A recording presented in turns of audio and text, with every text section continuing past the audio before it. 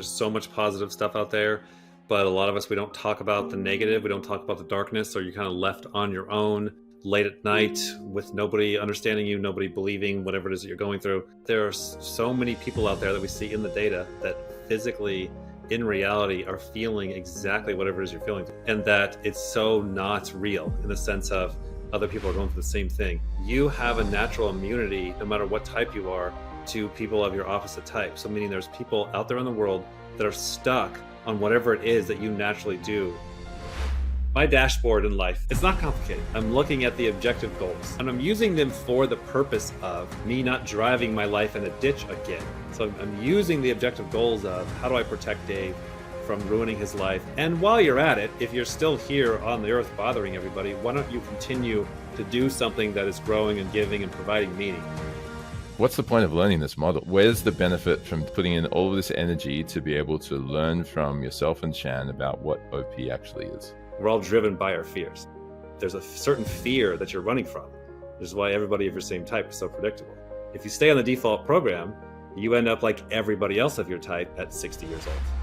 If there was just 2 personality types, let's just master that coin first, then we master that coin, then we'll go to 4 personality types. So if there's only 2 out there, it's really what to look for.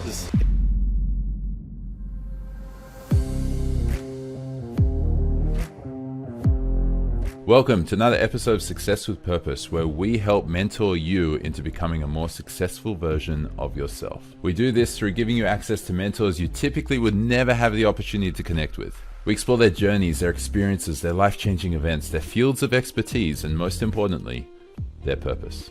My name is Harry Goldberg, husband to an incredible woman, father of 2 amazing daughters, host, interviewer, and interrogator of this podcast, and director and advisor and meditation teacher of Purpose Advisory. This purpose-driven project is entirely funded by Purpose Advisory, which I am a director of. We guide clients to make great life and money decisions, and we do this through a range of different services: life vision experiences, personality, investment strategies, cash flow systems, and through teaching meditation.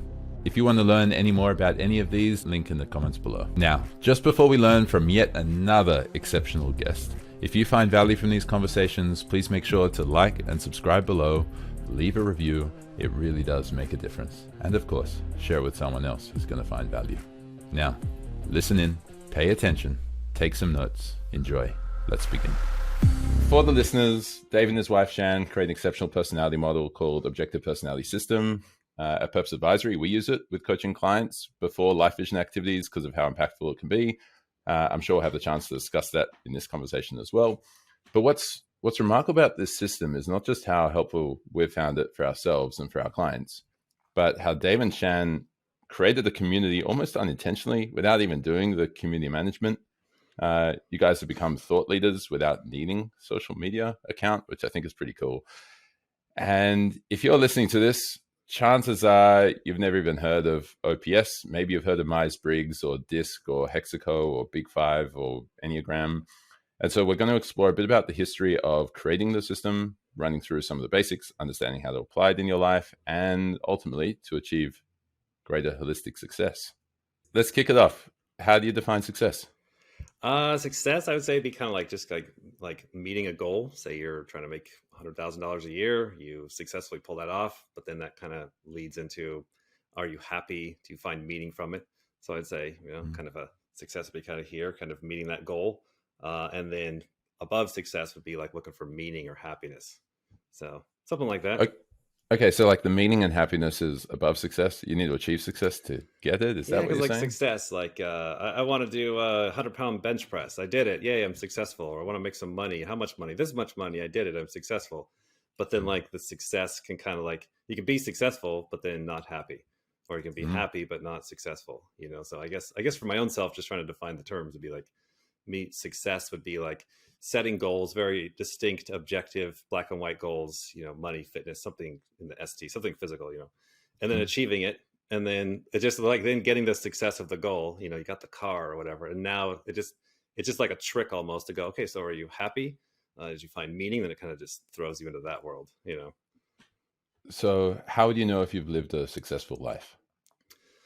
For me personally, that's been like a life journey to try and figure out and define all that using starting off with like a Christian worldview, you kind of get kind of a ready-made package of, how to define success or whatever. But for my own self and my own journey now at this point, 45 years old, like success, I really kind of backwardsly finding largely what Tony Robbins has been saying all along, just some type of growing and giving. Like when I really like distill it all the way down, it is just, some type of setting goals, getting better every year, just improving in your areas, growing. And then from that abundance of growing, then giving to others. And then from that, then finding meaning and purpose from that. And sometimes you got to choose it. Sometimes you'll have a really, really good day and you'll still feel horrible. And you got to choose like, no, that is meaningful. That's purposeful. And that's really good. You kind of got to like take that on, or other times you'll feel really good, even though you didn't do much. So kind of, we have a saying, all roads lead back to Tony Robbins. So growing and giving is what I say.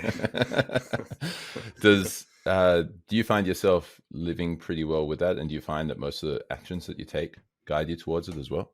I'd say each year since I was about 34, 35, it's becoming more real. It still feels like a childish experience where just the first 35 years of my life, just very addicted to default programs, impulse, just the average idiot, And then now like kind of having a worldview that's a little bit more, that involves more conscious choice, not just running, just getting up and running on autopilot.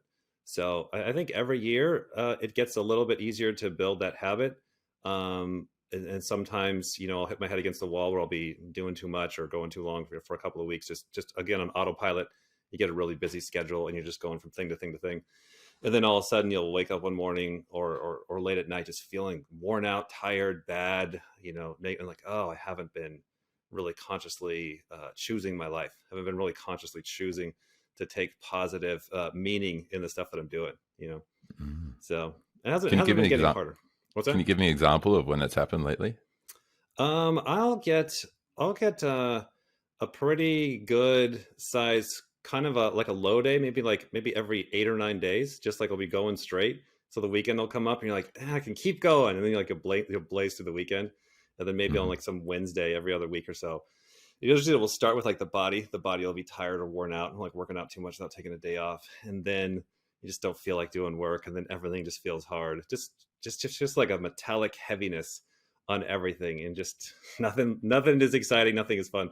And so I've been, so knowing that comes, every week or 2 weeks or 3 weeks or whatever, I've been trying to just kind of get ready for that, minimize that, not let it build up, and then just kind of move through it quicker. So having, cold showers, hot showers, half a day off, go for a run, go back to sleep, whatever I need to kind of just jumpstart the body, jumpstart the mind, and then start the next day. And just knowing it's not real. I don't have any real problems. You used to have a lot of real problems, like be in trouble with the IRS or some horrible relationship or some health issue.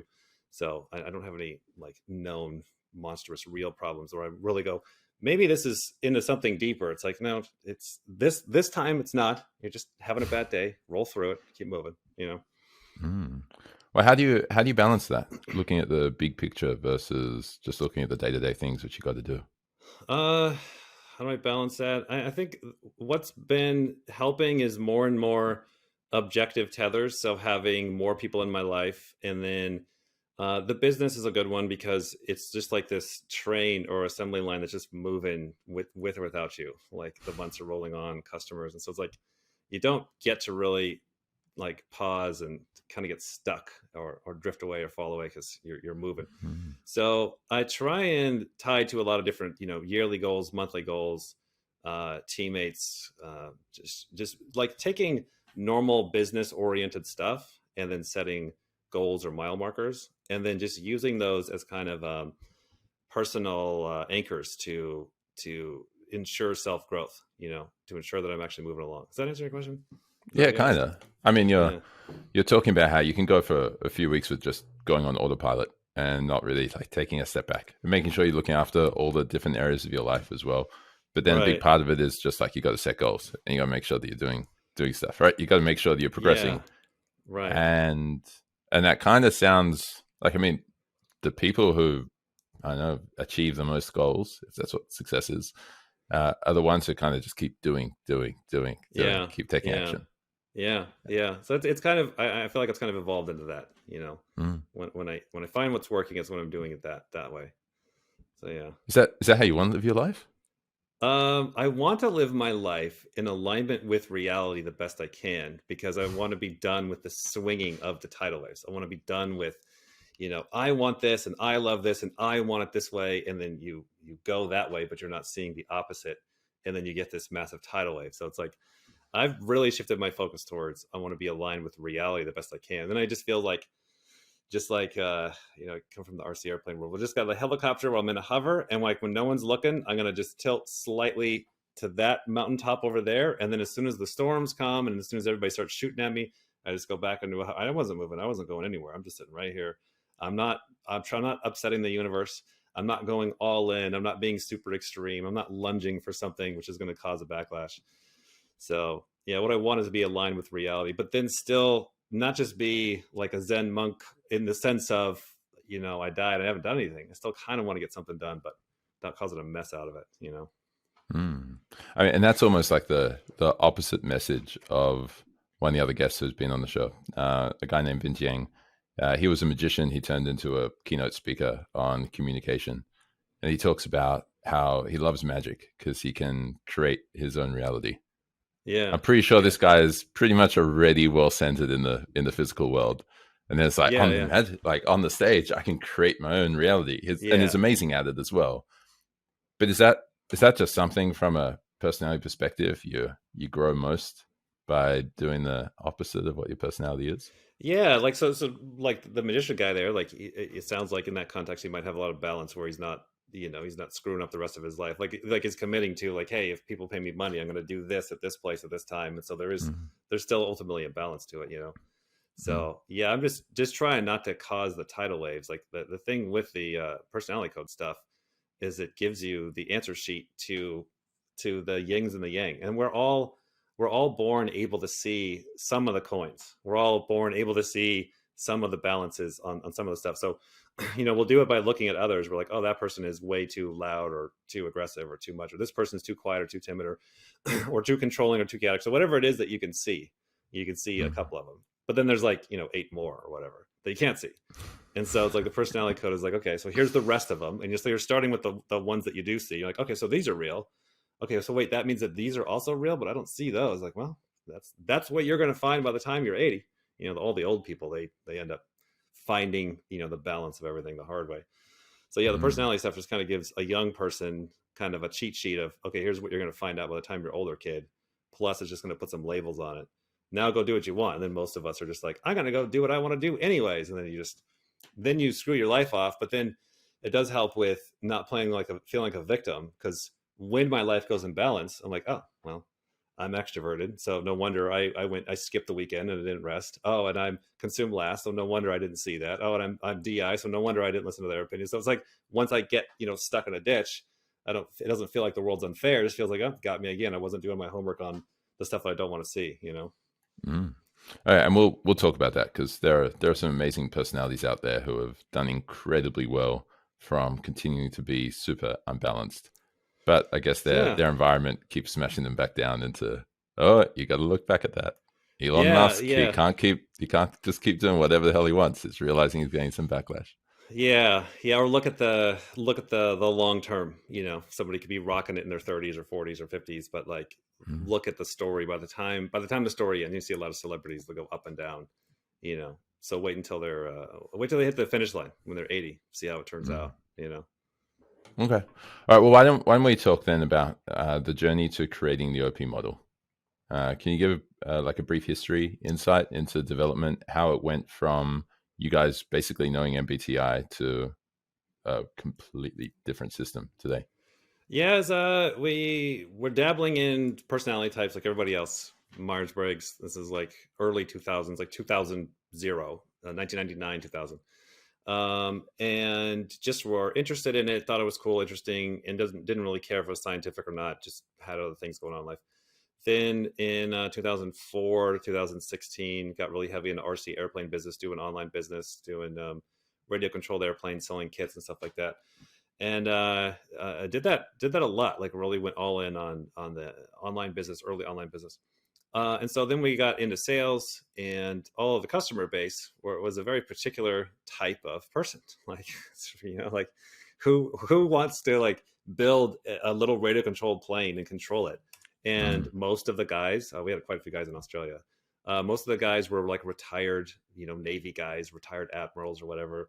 And so they all have kind of the same glasses, and they would argue over tools, and they're a very interesting little group. Like if you go down to your local hobby shop and see these guys, the suspenders and whatever, but then you're just seeing like hundreds of them, and of course there's all sorts of different characters in the space, myself included. I'm not exactly like they are, but there was definitely a distinct, like, just like looked like a cartoon character that now you saw like 100 of them. You go to the field and they'd all have their little tackle boxes, and you drive to another field where they don't even know each other, and it'd be the same guys, the same characters, So you're just like, okay, I swear to God, there's something going on. So it goes back like, okay, so what is this? What's personality? What's psychology? So getting into personality and psychology to try and figure out why are their emails all the same? Why do they all get stuck on the same stuff? Why is it the same questions? I mean, anybody in sales sees these repetitive patterns, just in the RC business, it was pretty extreme. So we realized what we had on our hands was the Myers-Briggs ISTJ, somebody who likes to control things in the physical, doesn't like the abstract, doesn't like, but, scared of, doesn't like to guess, likes to prove, likes to go line by line. Likes the TE, likes to figure it out and work things out together with others. So they want to work on their plane with others, and they want to show it off, which makes it great for the forums and stuff. So we kind of just saw a match. We're like, well, here's the ISTJ profiles online, and that's what we're seeing in our forum. And okay, great. And then the more we wrote our sales stuff to the ISTJs, the sales would go up. And then we would start, getting cocky and like start writing, get lazy and start writing the sales, how you want to write it, and then the sales will go down. And this went up and down several times for quite a few years. We were only like halfway paying attention to this. So much so that it was like, it's like a direct thing. You're like, hey, you want to see the sales go up? Watch this. And hey, you want to see the sales go down? Watch this. So there was some objective, there's like a needle moving there, Like what are some examples of that? Is it? You would just write a newsletter, you stand on your head and you write it, just everything that you and I would like personally hate doing. It's like, hey, do you want to hear this? Like, because it's Demon NE. Do you want to hear the hidden secrets that the selfish guys are hiding from you? Like, so you're describing their opposite. That selfish show off guy that everybody hates, and he's got some secrets that makes him fly so good. Do you want to learn the 13-step process to perfection? It's just a bunch of horseshit. But it's like, to them, they're just like, oh my gosh, that. And the same as the other way, somebody that writes a sales letter that goes towards, for me, like kind of like the easy button thing of like, could somebody just come in and, like you saw before, like Shan, like setting everything up, the chair, the lights, the microphone, like, do you want somebody to come in and do everything? Yes, I do. Right. So you figure out they're a sucker, but then you start to realize, it goes all the way around. Everybody's a sucker, depending which angle you're looking at. What were some of the messages that you sent out to them where it was one of the ones where you just got lazy and it dropped off?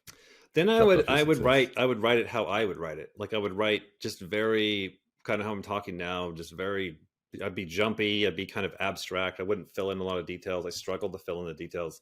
I'm just trying to like give an overview summary. I don't want to go line by line, or I can't remember line by line. It's like, I don't know how the hell I got the motor to work. I just did it. Like, I don't know what the 7 steps are. I mean, I guess if I had to stay up there all night, I guess I could figure out the 7 steps. So I'm just going too fast, too general. Or I would want to talk about designing something new, designing something that's never been done before. And that's what we did on our YouTube channel. We would get a lot of views because we would build planes that had never been done before. So it was very creative and, off the book, or people would say like, you couldn't do that, and be like, oh yeah. And we'd get some, flying school bus to transform and fly off, or something that's not supposed to happen, breaking the rules, So they would watch it like, whoa, that's crazy. But then they would get mad and they wouldn't want to buy it. They would never buy it. That's the thing, is they would never buy it. They would always buy, like the P-51 Mustang, like some boring plane. Mm-hmm. Yeah, okay. So know your actual customers. So that's a nice business rule. Yeah. Nice business So that was 2004, 2016. Did anything else happen in that time before the next transition? No. So it was like in that time is when we started to kind of take personality more seriously, because we were seeing that so strongly. And then while we're in there, we like kind of personality ourselves, like, oh, I think you're an INTJ and I'm an INTJ and you're an ENTJ, and we would, read the profile like that looks about right. And it would help a little bit with self growth, and then we got into the Carl Jung functions, like where the Myers-Briggs actually came from, and that's just like looking at the parts underneath the hood, the actual functions.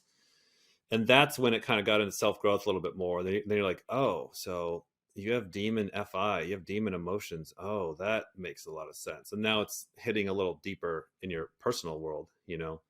And then from there, we took several swings to try and see if it was scientific trackable. We couldn't get it to track for quite a few years. Just kind of almost gave up on it and just continued back on with our life. But then it came back. It just like kept nagging, just kept coming back. Like as we were getting older, we kept using it in our personal life, and then we kept using it in sales. So like we couldn't. I remember one time just going, all right, I need to let go of something. Either this thing is scientific or I'm full of shit, and I need to let go. Can we swear on this? I need to let go and update my worldview of if I'm going to say if this thing is working, and the scientific world says it's not, I need to make a decision. I need to make a decision. Do I tell the scientific world they're wrong, or do I realize that I might have something that I'm not seeing right? I need to let the personality stuff go and find out what it is that I'm really looking at. Maybe there's sales effects that I'm attributing it to the Myers-Briggs profiles, but it's actually something else, and I'm seeing it wrong, or something like that. So that's when I then really went in like, okay, let's see if we can actually get this to be scientific, or prove this to very much not be scientific. Most of the times when we would do that, it would end up being not scientific. Like we went after. What do you mean by scientific? Well, like we go after. Remember we looked into astrology. Like that was super. Like we're young and dumb. Like maybe astrology is real, and like that didn't work out really fast. So there's quite a few. Like so we didn't really care like if Myers-Briggs was scientific or not. So like what we were doing is I talked to an older guy. He was like he's retired, does like business consulting and stuff. So I was asking him, like, he does like business systems and things like that. And I'm like, hey, so how do you do science? So like, he's like, what do you mean? Like, how do you do scientific, like personality, or how would you test it? And he was talking about a whole different ways that they do it in the academic world. And I'm like, look, I got like maybe a couple hours I could throw a week and $20. I'm not going to like hire a bunch of college kids or whatever. And he's like, well, you could do like 2 people in the room. And I'm like, oh yeah, that'll work. I get that. And so he just set it up. He's like, you can type somebody independently but just don't show each other your results. And I'm like, why? What do you mean? He's like, well, because you're going to be influencing each other, like the Ouija board thing, So it took me a while to kind of figure out what the hell he was saying.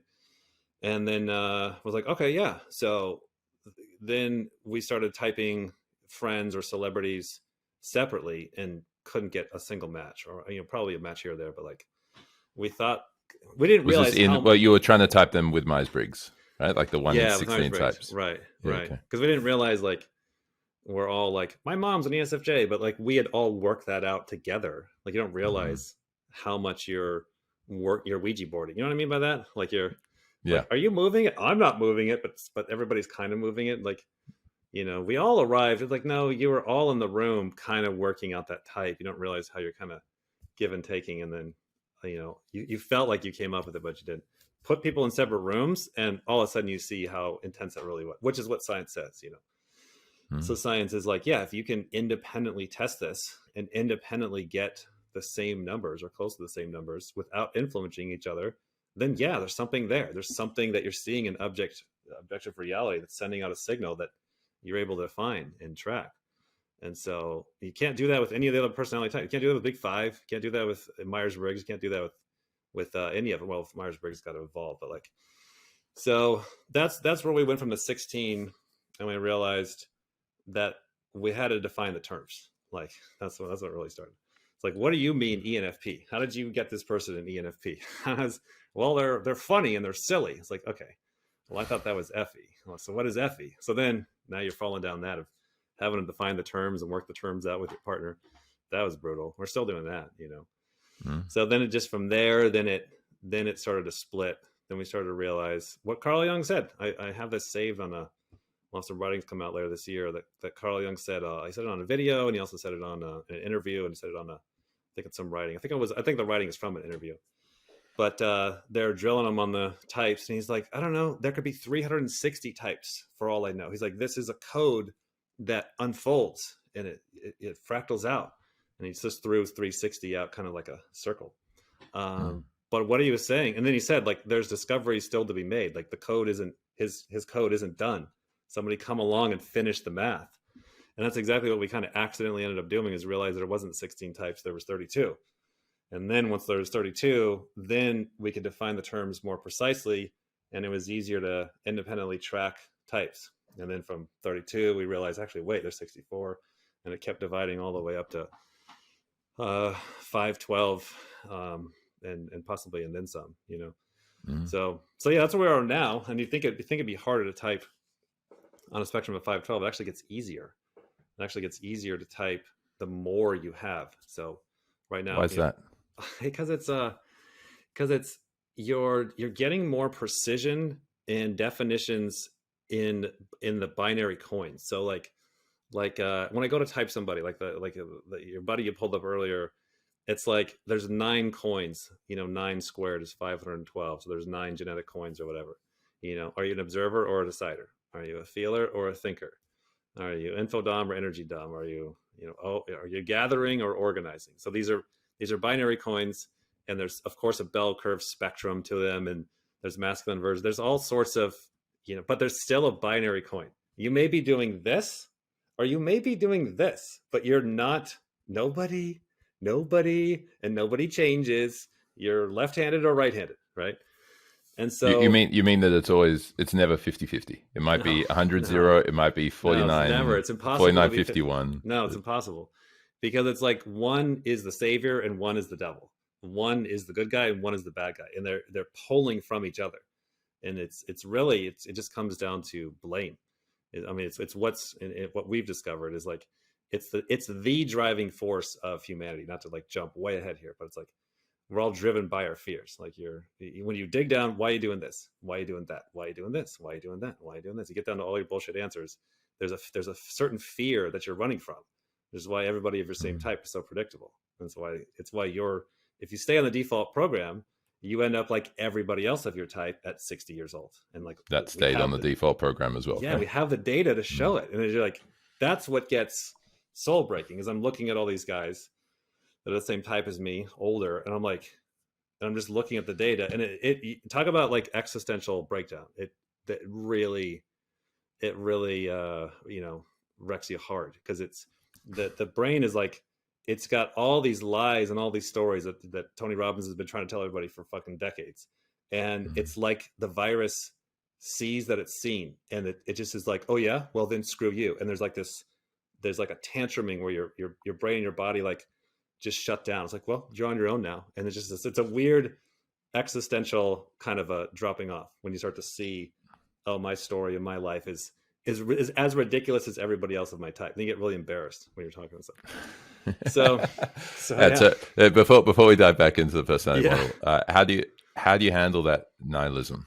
How have you come back to terms with it, if you have?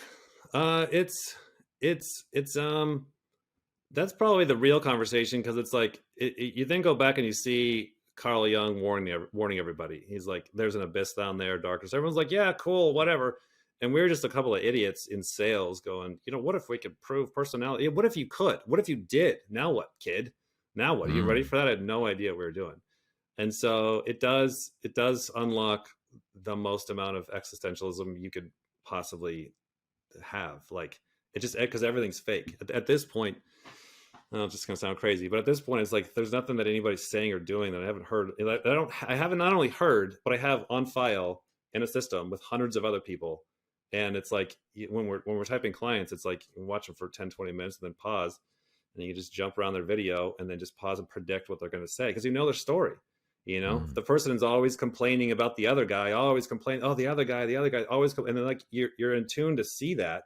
You're like, oh, that's the DIDE coin. They're DE. Oh, let me guess. Let me jump over here. They're going to be talking about the other guy. Like it's not that hard. Like you have everybody has friends and family in their life that you can predict everything they're going to say, because you live with them and they're a psycho, and you got them figured out. But it's just a couple of people. But then you see everybody out there, and you're like, well, I don't know everybody out there. Well, what if you could? What if you had their profile down too, like you do the few people you have in your life, and you figure out this code, and then you're just sorting toads and frogs really fast, and you're not hearing anything new or different, including coming from your own self. So it takes the it's just like you can never watch a movie again without knowing the ending type of feeling. And so it then forces you into choice. It forces you into what all the self-growth people are saying is like, you gotta not just be along for the ride of like, hey, you know what? Yeah, what?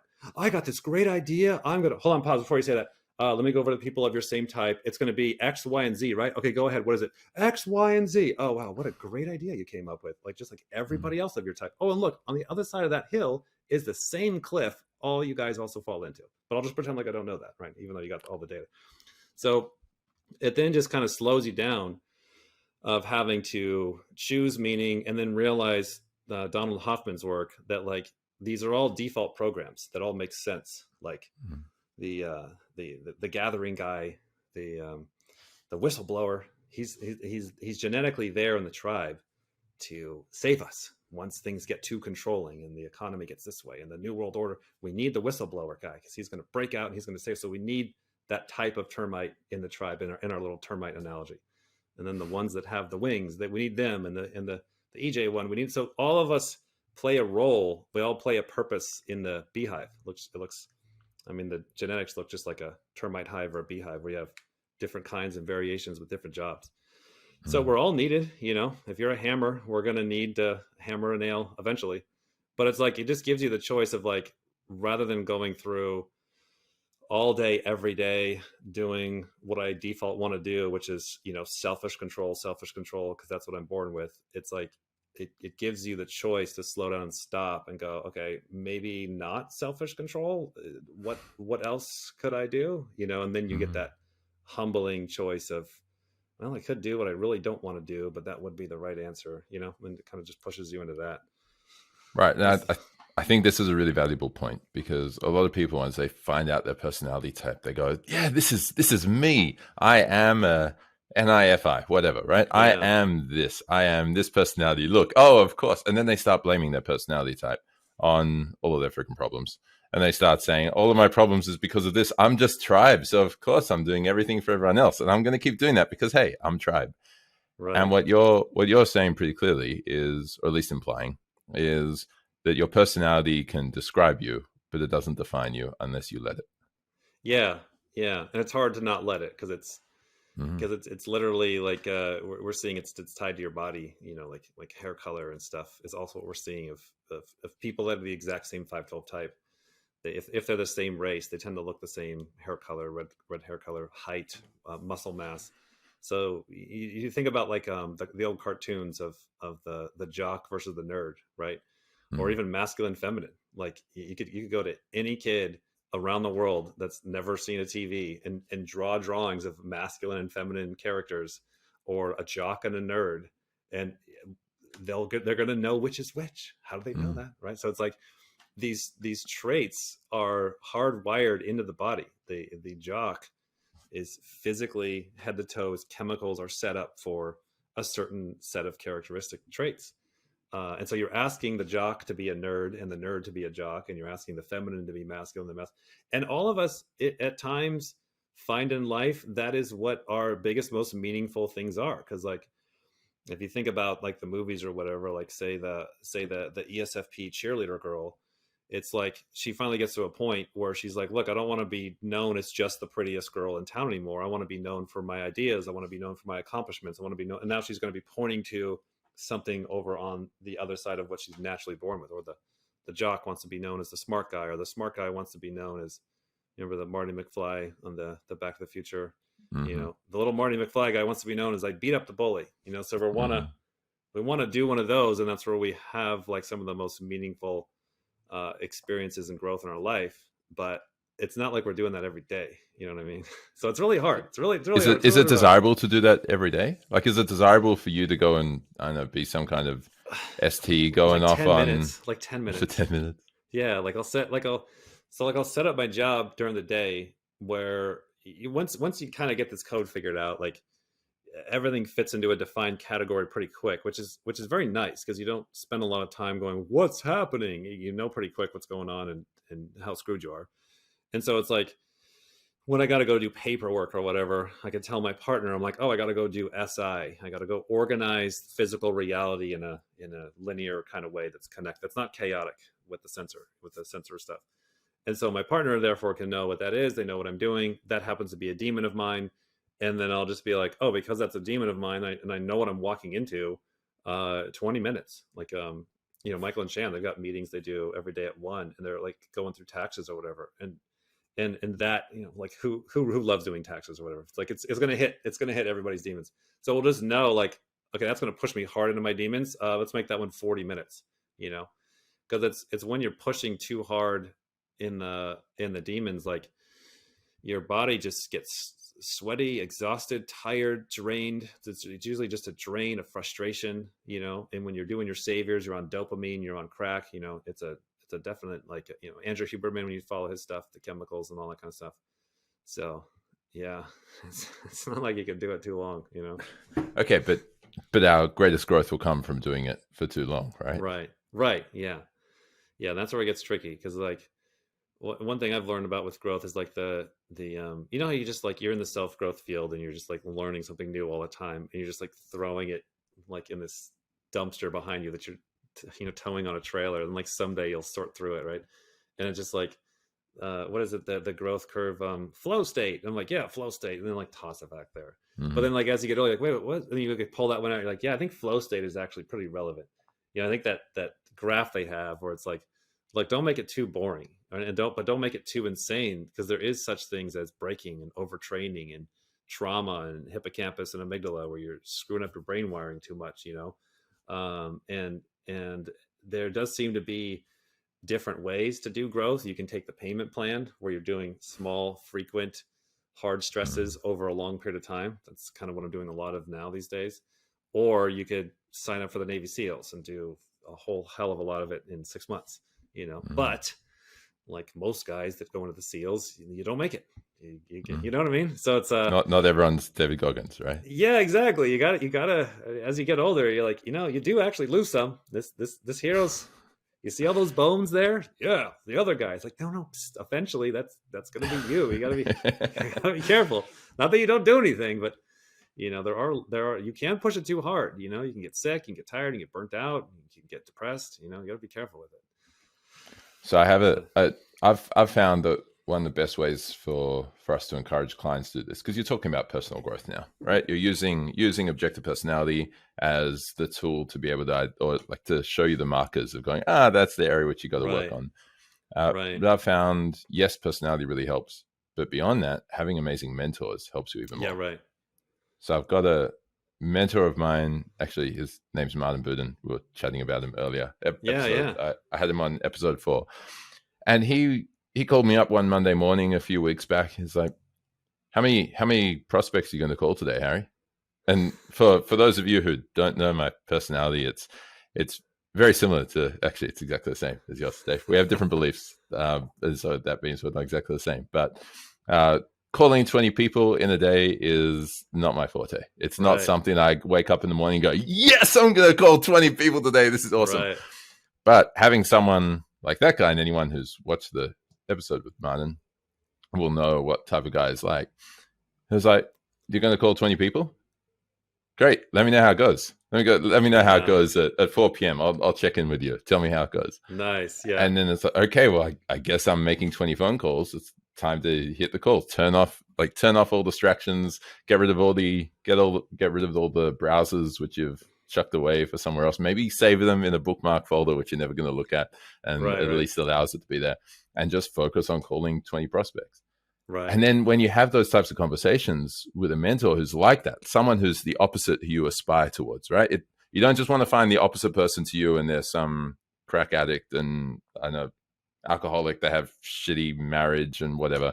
You want to find the people that you're aspiring towards and who have a considerably different personality to yours. And then you start to go, okay, I've got to keep up with this. Like, I've actually got to commit to it. And I asked him at the end, I'm like, what happens? Like I made 20 calls. The next Monday, I made 25 calls or something, and then 24 calls. It's pretty Nice. cool. It's Yeah. actually fun to do it now, almost. Or it's fun to boast about it afterwards. Right. But then I asked him a really stupid question. I asked him, "What happens if I run out of people to call?" He was like, "Harry, what the F are you talking about? Like, how many billion people are there in the world? Are you ever really going to run out of people to call?" I'm like, I didn't even think of that. Damn it. And I mean, is that something which you find with, especially with all the conversations you're having with people when after you've professionally personality typed them as well, and they're like, "Oh no, it's just too hard," or they're making some sort of excuses, or they're just completely blind themselves to possibility as a result? Yeah, totally. What we do in our monthly or our weekly class is every week we're typing some new celebrity or whatever, and it's like it's for me. I know for a lot of people, it's just evolved into, okay, show me some good mentors out there online. You know, nothing beats having somebody in physical real life, but as well as like, you know, there'd be 10, 20 people that I'm following online, and then just using, because they're putting out so much social media stuff now, of like using them as the mentorship. So it's like when I was younger, they had the "What would Jesus do" bracelet, you know, so you carry it around, you get in a sticky situation, you look down at it. So it's like that concept. So I'll just be thinking about what would so and so do, and just have these different mentors in my mind, because it's like, because like when I know where the core problem is, and the core problem is me, and I'm addicted to my default programs, and all I got to do is go to the data, look at 20 guys of my same or similar type, which I can hardly stand watching them at all because they're so cringy, they do the same stuff and they fall in the same problems. I go, okay, wait, stop, okay, that's enough. I don't want to keep listening to Dave Powers 100% of the day. He's not the best one to listen to because he does what he did to my life the first 35 years, you know? So it just gets you more open towards the humility of, all right, what is the other person saying, especially somebody who's on the other side. They're old, you know, a mentor to some degree. I've also learned really to have at least 10, you know, because it's hard when you have like a really close mentor person you follow and they die, or they get in a controversy or whatever. So I've kind of learned that one, you know, kind of diversify them into at least 10, you know. But yeah, man, because it's just like I feel like anybody who's doing stuff in life, I think it's all a matter of like, I think everybody figures out most of this stuff eventually. And it's just kind of like, hey, do you want to figure this out a little bit faster, or do you want to keep doing it the hard way? You know, I don't want to keep having to learn everything the hard way. If there's somebody older that I can trust and they're trying to get through to me, you know, I might as well listen to them every once in a while, you know.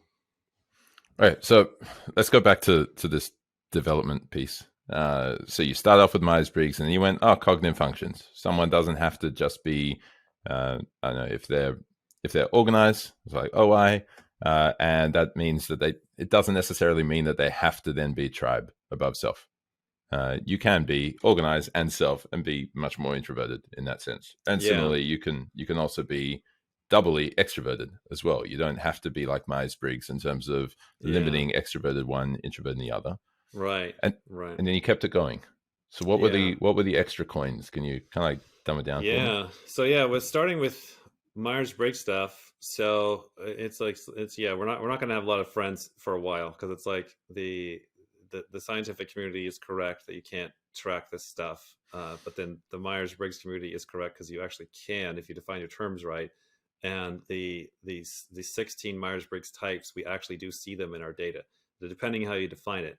But then those 16 types are on a bell curve. So like what you're saying, I think most people are familiar with, like, say, INFJ. Let's start with that one. So it's like, if you were to look at what we would or what Myers-Briggs would define as a Myers-Briggs INFJ, in on our terms, they would be, let's just say, in the middle of the bell curve of INFJ. So you can have some that are way more introverted than you're expecting. So they'll come across your desk and you'll be like, that's not an INFJ. They're super introverted and mopey, and they don't even talk, and they're DI, they're selfish. You're like, well, that's still the same function stack. I was like, now I gotta go to find that. Like, is that even real? How do you define a function stack? What is that? It's Carl Jungland. But no, they're the same function stack as the other INFJs. So there's actually, I guess, 32 INFJs, if that's right, 16 times 32. So you have introverted ones or masculine ones, extroverted ones, etc. So it's basically the way that I look at it now is we'll still use the Myers-Briggs, but it's more of like, when I'm trying to figure somebody out, largely the first thing I'm trying to figure out is observer decider. So here's the most useful thing for everybody out there. Good. is observer decider. So if you were to, if there was just 2 personality types, let's just master that coin first. Then we master that coin, then we'll go to 4 personality types. But don't run to 512 if you haven't mastered just 2, right? So if there's only 2 out there, it's really what to look for is an observer or a decider.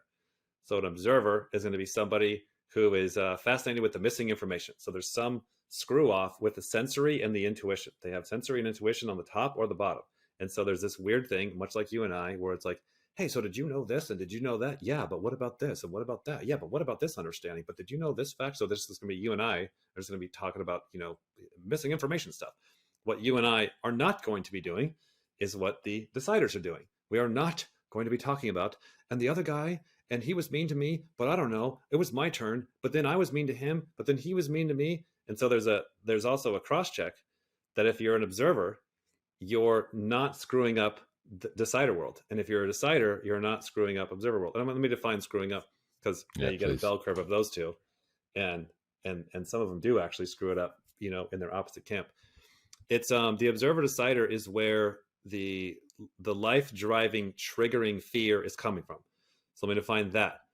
So where Myers-Briggs and all personality systems really kind of just leave a lot of money on the table, leave a lot of, they kind of miss a lot of the point, is they're going after what you're good at or what you're bad at or what you like or what you don't like. It's like, believe me, when you really get in a personality type, you're not going to give a shit about that. You're going to care about, if this person's coming over to my house, what is their driving fear? Because that's going to make sense. Why are they so upset? Why are they wrecking everything? Why are they throwing things? Why are they now happy? Why are they sad? It's not going to be they're good at golf or they like parties. You're not going to care about that so fast, right? So the triggering is something like, if you picture like scratching your fingernails on a chalkboard, a large percentage of the population, for some reason, they are triggered by that and they freak out about that. And there's a whole interesting science of like synesthesia, where people have like, Shan has this. It's actually really rare. Like visuals and tastes or visuals and sounds it's just like a cross wiring, I remember one time at church, this is like years ago, we had a youth group, and I remember sitting around and I asked all the kids, I'm like, hey, so nails on a chalkboard, who's that bother? Like most people rose. I'm like, anybody have anything else? And like, I mean, you might try this sometime with a group, like the funniest shit, like, yeah, like ice rubbing across my toes. Like what? Or yeah, the feeling of like a nylon carpet. It's like just the weirdest things. And for me, it's like metal zippers, or like when forks hit the teeth, like that gives me the EBGBs. So it's just like, and everybody, do you have something like that? Do you have one off the top of your hand? Like a nails on a chalkboard or something like that? There are plenty of things which annoy me pretty quickly, but I've mostly, like in the last few years, I've mostly learned to kind of just let that go and respond rather than react. Yeah. So there's another one, misophonia, where people will have like feelings of rage and violence and aggression with certain sounds or ASMR, stuff like that. So it's just a weird wiring with the body, and its fight or flight system is just screwed up with the wiring, right? So everybody's got something like that. So you picture it that way. So when an observer they lost their car or the paperwork or the missing information, there'll be a lot that they can navigate through. Like that doesn't bother them, but there'll be something that will, in the observer world, the non-people world, that will create that generate that fight or flight, sweat, the heart rate will go up. There'll be this intense triggering, and they've had it since they were a little kid, and they'll have it their whole life, and it's just part of that person. They will be triggered, and their brain will go into a fight or flight state. And so you'll watch their eyes roll back in their head. I don't mean that literally, but they'll get really stupid, and they'll start saying this or that things. They'll be in a panic state. Well, if we just did this, then it'll save us from the alien attack and the Republicans. And you're like, what the hell? What? You were totally normal a minute ago, right? And then the deciders have that with people. And so we all have both. Like if people are mean to me, that hurts and I'm upset. And if somebody stole my car, but it's like you only have triggering in one of the camps. That's the thing that is like 100%. Do you ever find people who get triggered by both? People who get triggered by others in the drama, as well as triggered by the fact that things aren't where they need to be and things aren't happening the way they're supposed to. No, because it's like when we get down to the triggering, because that's something we look at all the time, and it's like as we're watching videos of people, it's like what we'll see a lot is like the decider will be like, oh, I'm so triggered. And everybody does this, by the way. The decider will be like, oh, I'm so triggered by the things. You're like, oh, well, tell me about it. Well, my phone broke, and then everybody was upset at me, and they judged me, and the waiter said, like, I'm like, hey, stop. Hey, this is so quick. This is now not about the phone. you know, and then it's the same way the other way around. And it's because it's back to that binary. It's very extreme, which is why the system is a system. It's why it's a science, which is why the predictability is just through the roof, because it's not like we're having a hard time. It's not like there's I wonder. It's like, there's not, it's just does the person have red hair or not? Are they right-handed or not? Are they freaking out about things or people? Like it's not murky. It's not hard to see. You just may need to watch more of them. But then if you're seeing it right, then as you watch as many hours as you need of their life, or what I like to say is like, I don't want to go live with them for a week. You're seeing the reoccurring life pattern, because then the whole point is, oh, Sally, I know why your life is stuck in a ditch right here, because every time there's a decider issue, you keep going like this. And this is happening 10, 20 times a day. Every day you're wincing, and you're directing your life in this circle. So it's not like, I wear a hat. It's not some silly thing that happened. No, it's their entire life is defined by this, which is why their life is. Can we dive into more of the sensory of that? I think that's probably most useful for listeners. Yeah. So if we're talking about someone who's unbalanced tribe, right? Like unbalanced DE, what are we looking for? Like, give me some examples of what that can start to look like. Yeah. So it's like, it's best like looking at the case study you have of like, we all have the same like TV show when it comes to the sitcom of your life. We got some neighbors, we got crazy grandma, we got crazy aunt and uncle, we got the overachiever kid, we got the jock kid, etc. We all got the same 128 coincidentally, characters in our life. And so when the thing is that's hard is you got to go really get to know grandma, and that's where everybody just their head is so full of their own shit, they can't see what grandma is really scared of or what Sally's really scared of. Because like, if you take a 29-year-old Dave who's scared of the Illuminati and the New World Order and the Republicans and the Democrats and the economy and Donald Trump and the aliens and the Chinese balloon and all this conspiracy stuff, I'm so loaded with that fear, which a certain percent of the population is, that then when I go and try and figure out, Uncle John, who's actually afraid of judgment or people, like I can't see him. And I have an immunity to that. I don't even believe that's real. So every time I'm talking to Uncle John, all I'm seeing is, this is all Carl Jung saying, you can't see anybody because you can't get through your own insanity of the world. And I'll watch this with my, I have to be the mediator between my, my ENFP brother, who literally is all into, he doesn't watch our stuff. So he's all just right off a cliff, like everybody of his type. It's just, so maybe he's all he'll into watch this podcast. Who knows? Yeah, good.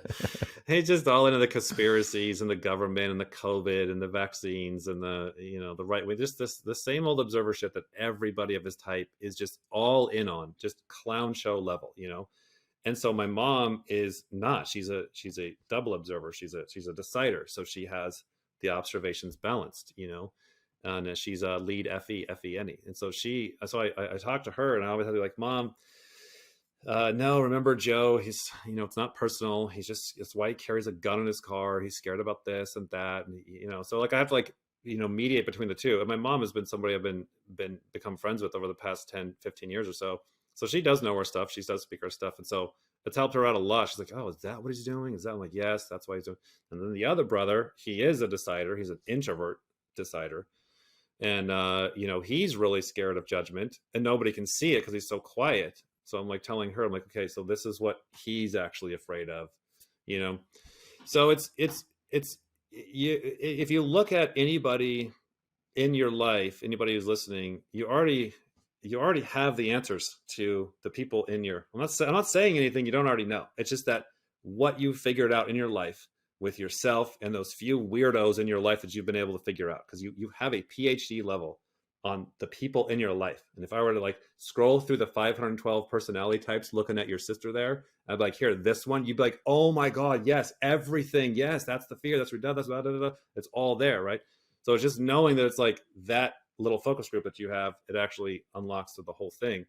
And so it's like just getting your own fears calmed down enough so you can actually, it's really this. So you can actually see and believe what the other person is actually afraid of. That's what I really find. So I have a hard time typing clients. Like if I'm impressed by them or like them, I'm like, oh, there's no way you're afraid of that. I'm not afraid of that. And you're cool. So you can't possibly be afraid of that. and you just then you don't know them, and then you can't predict them. And when we're typing clients, some of them I can't. I'm just spinning.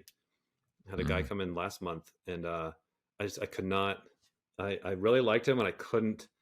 My brain would not let me see what type he was, and for whatever reason I just couldn't.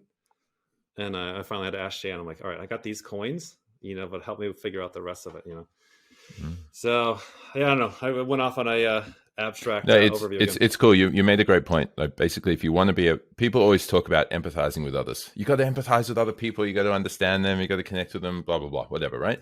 And I think that's beautiful. Like I even had a recent podcast episode entirely focused on compassion. This guy's an academic in compassion and compassion focused therapy. It's been his whole career. And yeah, you got to be able to empathize with others, but first you got to be able to empathize with yourself. Yeah. If you want to be able to be compassionate towards others, start to be compassionate towards yourself. Understand that you have, what you're saying is you got to understand that you have your own fears. You have your own frustrations. You have your own screw ups. And if you can start to remove some of those filters, then you can start to at least be open to what other people are going on about.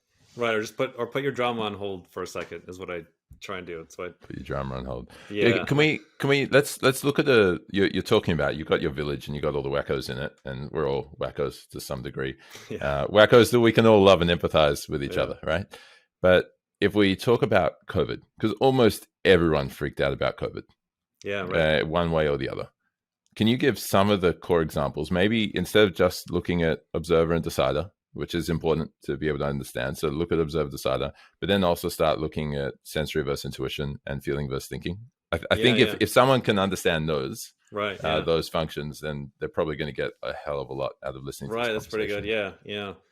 So COVID is a great one. So yeah, let me just kind of from what I saw with that whole experience it was like the first to go down was the conspiracy level observer. So just like all the easy pickings. So the observers are the flat earthers, right? Now, what's interesting with the flat earthers is once you get a tribe large enough, other types will come in. So you'd think flat earthers are all just lead SE with NI at the bottom, and most or a lot of them are. But then you get a group large enough, and now here comes the EJs because they just want to hang out with everybody. And so like COVID, the Alex Jones crew, So COVID first really shook up all the easy pickings of people that are just afraid of any conspiracy already, And I remember, so tons of stories. But then what I saw, like watching my own family and stuff, is the deciders would get weird with the judgment when it came to the vaccine, because the deciders were like, yeah, it's the thing, and I don't think the government's really trying to control us or knock the population down. And I don't think there's mercury in the shots or whatever crazy stuff the observers are all freaked out about. The observers are like, there's some plan, there's some information in the vaccine they're not telling about that's going to kill us, and there's some global plan, some S and N. So that knocks all the observers. Then the deciders really were suckers on the social thing of once if you didn't get vaccinated, then you're a bad person. And so I remember when that one came through, of like, you're getting socially shamed if you're vaccinated or not. Now the shame works on all of us. It's like with the observers and deciders, it's kind of like one is kind of dog legging off the other. It's kind of like we're kind of mostly all deciders. Like if you were to look at this evolutionary, because even me and you as observers, it's like we're just taking an extra step of like, I'm going to learn all this crazy shit so people like me, and we're just back to the so the decider one has a little bit more weight to everybody. So the social shame, I mean, I even felt that, like, did you get vaccinated? You're like and then you like change the subject or run away or whatever. And so the deciders would pull on that one the most. And then when it comes to like S and N, it's like the intuitive dominance, what they'll do is they'll take a little bit of sensory and they'll extrapolate these large jumps and gaps. I think this will be interesting for everybody. So what sensory and intuition is sensory is proving it. If you were to define your terms, if you were to like pull out your little imaginary notepad, and you were to write down sensory and intuition. If you want our definitions, which is what we're using so we can actually independently track people, is like sensory is about proving stuff, and it's about being grounded. It's about talking about factually what has actually happened. So when we open up a video of somebody who's sensory dominant, it's like you can hire a cartoonist to draw out everything they're saying and transcribe out a story that's visually accurate and represents something that actually has happened. Now, that can be rather ingenious and intelligent, and they can be talking about scientific stuff, but what you won't catch them doing, that the intuitives will do, is the intuitives will jump and guess and stand on it. So they're jumping and they're guessing, which everybody does. Everybody does everything. I'm using sensory as I'm talking. They're jumping, they're guessing, and they're standing on it. And the sensory will be like, oh, nope, I'm not going to stand on that. And that's where you can see the pattern of behavior is the sensory dominance will be laying out a lot of facts. And then you're like, okay, so what's coming next? They're like, I don't know. You're like, what do you mean you don't know? You just like, you can't jump, you can't guess. Well, we got to wait for the next fact to come in. And the intuitive's like, screw this. I'm going to run and jump off the end of that diving board, make a guess, and then not actually have the facts for it. Because don't worry, trust me, if once you guys find the facts, you'll find that the aliens have been putting Windex in the vaccines, and because I took there's some crazy guess that they're putting out there that they're standing on, and then that's where if they're done right, they're a genius. A lot of the top genius, amazing people of the world are intuitive dominant in that sense, that they'll be looking around corners or taking guesses or having intuitions or hunches and throwing a guess out there that happens to be right with reality, and then they look like a hero. But what you're not seeing is most of the time when the intuitives are guessing, they're just jackasses and they're totally wrong. There's no sensory to back it up. Does that make sense? Yeah, it does. It does make sense. I remember Shan explaining a while ago, who's the guy's name? Patrick Bet David or something like that. And how his unbalanced sensory, right? Yeah. And it's like, hey, he's going to keep giving all the information. People are asking, what's going to happen next? What's going to come next? Tell us what's going to come next. It just keeps giving more information. Right. And eventually, when he does make a guess about something, or he does leap to some sort of guess, you better listen, because he's actually got the data that's going to support it, right? Right. It's great when people are really at their best when they trade teams. Like I'm not as interested anymore of listening to an intuitive with their guessing. It is more like a sensory person, like Pat David, who's older, who has the experience. So he's like done all the sensory. And so now it's a lot easier for him to do guessing and make it accurate, or even to find a intuitive who's done a lot of the sensory. Right. Like the intuitive who's kept like jumping to guesses all the freaking time. Right.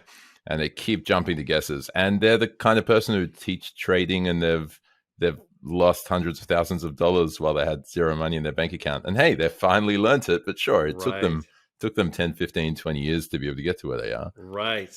Totally. Exactly. Yeah. Okay. So we're talking about, so when it came to COVID as the example, and this applies to everything, right? It can apply to what someone says to you at work. Oh, okay. Let's give another example. Let's talk about how people react when Elon Musk starts laying off a whole bunch of Twitter workers. Imagine even the people within Twitter, but all the people who are like heavily invested in that. Yeah. Who starts picking up on it, and how do people respond? What's this? Yeah. So it's just like that'd be a situation that any of us can find ourselves in, where that's a really good one, actually. So it's like, say you're in a layoff position, right? When it comes to Observative Cider, the observer is going to be really scared, because it's like, oh no, you took away the pathway. Because with the observer, it's intuition and sensory that they're having a hard time with. So like we all get to that stage in life, high school to college, where you're like, what do you want to be when you grow up? What life path do you want to be? And like every observer is like, oh my God, that's the most realist problem ever. And all the deciders / double observers, they're like, yeah, whatever. Anyways, who are you going to marry? And so for the observers that all of a sudden are shocked that they got fired and they laid off, like that is a really huge fear, and a lot of them have a really hard time with the pathway, trying to figure out what to do. Now, what they'll do is, if everything's balanced, like I was saying earlier, so it's like the more they're screwed off with fear of the pathway and getting laid off, relatively speaking, the more they're going to be able to naturally work with people. Now, I know your Aunt Johnny or Sally is the worst ever, or you're the worst ever. Like, again, I'm talking about like looking at like thousands of people, observer versus decider. You're looking at like teams. You can get some overlaps and this kind of thing going on with each individual, or maybe they were raised like, yeah, there's some smudginess in there. But generally speaking, to a large degree, in every single person's life, they're going to relatively have a much harder time processing, I don't know what to do next, versus processing how to deal with people. I'm not saying they're good with people. It's just they're not going to care as much as, well, people are mad at me or upset at me, as they are, oh no, I lost my job. And then the deciders will be the other way. And that's, for me, it's fascinating to watch. To me, it feels like they're faking it at times, because I just don't believe that if I all of a sudden got laid off, like I personally would be so scared, because it's like I'm like typing people not in a neutral spot. I'm on a team, so you're either on my team or you're on the wrong team, and so I got to like deal with that filter, So it's like when I see the deciders, they're like, oh yeah, I got laid off, whatever, I'll find another job. Anyways, my wife's gonna hate me. I'm gonna be so embarrassed. This is shameful. I'm never gonna have respect again. And now again, everyone's gonna be experiencing both, but dramatically, one of them has got your trigger in it and one of them doesn't. And it's so fun to watch situations like COVID or getting laid off. And that's why in video typing we'll ask very general questions, to where it's just let people, like, there's a car crash, tell me the story. And then so it's like you could go in a million directions. There's a layoff, tell me what happened. Open-ended, tell me about whatever your mind gets drawn to. And literally people will be like, and then my parking pass got restricted. And they're like, okay, I didn't ask you to talk about that. You're mine. Everybody hates you, but you're talking about the parking pass, So if again, you won't see it if you're not looking for it. You gotta load the story. You gotta go, all right, tell me about getting laid off. And then you gotta load the Observative Cider story, get your definitions figured out, get your coins ready, and then hit go, and you'll watch one of these stories jump to life, and then you'll be able to see that person, and then you should be able to predict that throughout their life, and that's when you So got what about people who like really suffer? I call it suffering from PWA, parenting with an audience. So they've got their kid, they're in the shopping center, and the kid starts throwing a tantrum, and they're like, "Shit, I can't just parent my child and discipline or empathize or whatever, do whatever you're going to do with them. I got to also worry about what everyone else thinks." Now, this is not a problem for me. I imagine it's never really been that much of a problem for you, but our types are pretty extreme away from it. But probably 80 or 90% of people really struggle with this. They're constantly parenting, worried about what other people are thinking about their kids. Yeah. Right? How do we explain that? Because the way that you just described it was almost as if, no, if you're caring about what other people are thinking about what you're doing, then you're a decider. But we don't have 80 or 90% of people as deciders. So how does that play in? So when I'm watching, say, a situation like at the grocery store, the first thing I'm looking at is everybody does everything, and also to some degree. So it's like everybody's going to relate to, gosh, I'm going to feel uncomfortable in that situation, or if I've got to discipline or spank my kid in the grocery store or whatever the hell's going on.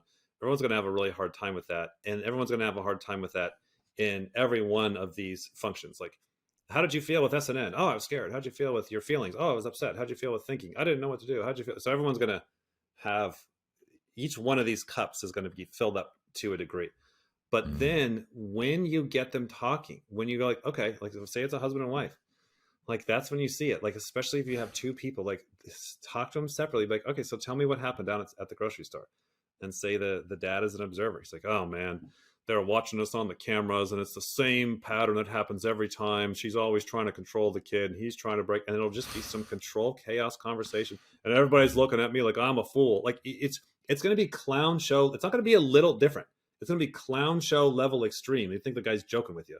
And then the lady, say she's a decider, oh, well, whatever about the store, it happens, it doesn't happen, control chaos, but it's judgment, and so she's going to just go dive in the other way. And so it helps a lot typing. Like, the more you type people, you get on this role of contrast, especially when if you're typing several people in a day, and you're like, okay, I don't know what type you are, but you're definitely not that one.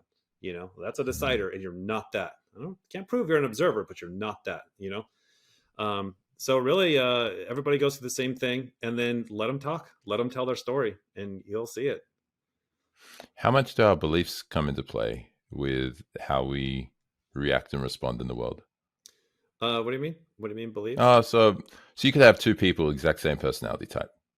And actually, I think you gave, there was an example. I can't remember the other guy, Ed Millett, and the other guy who like is sort of like an actor or director or something.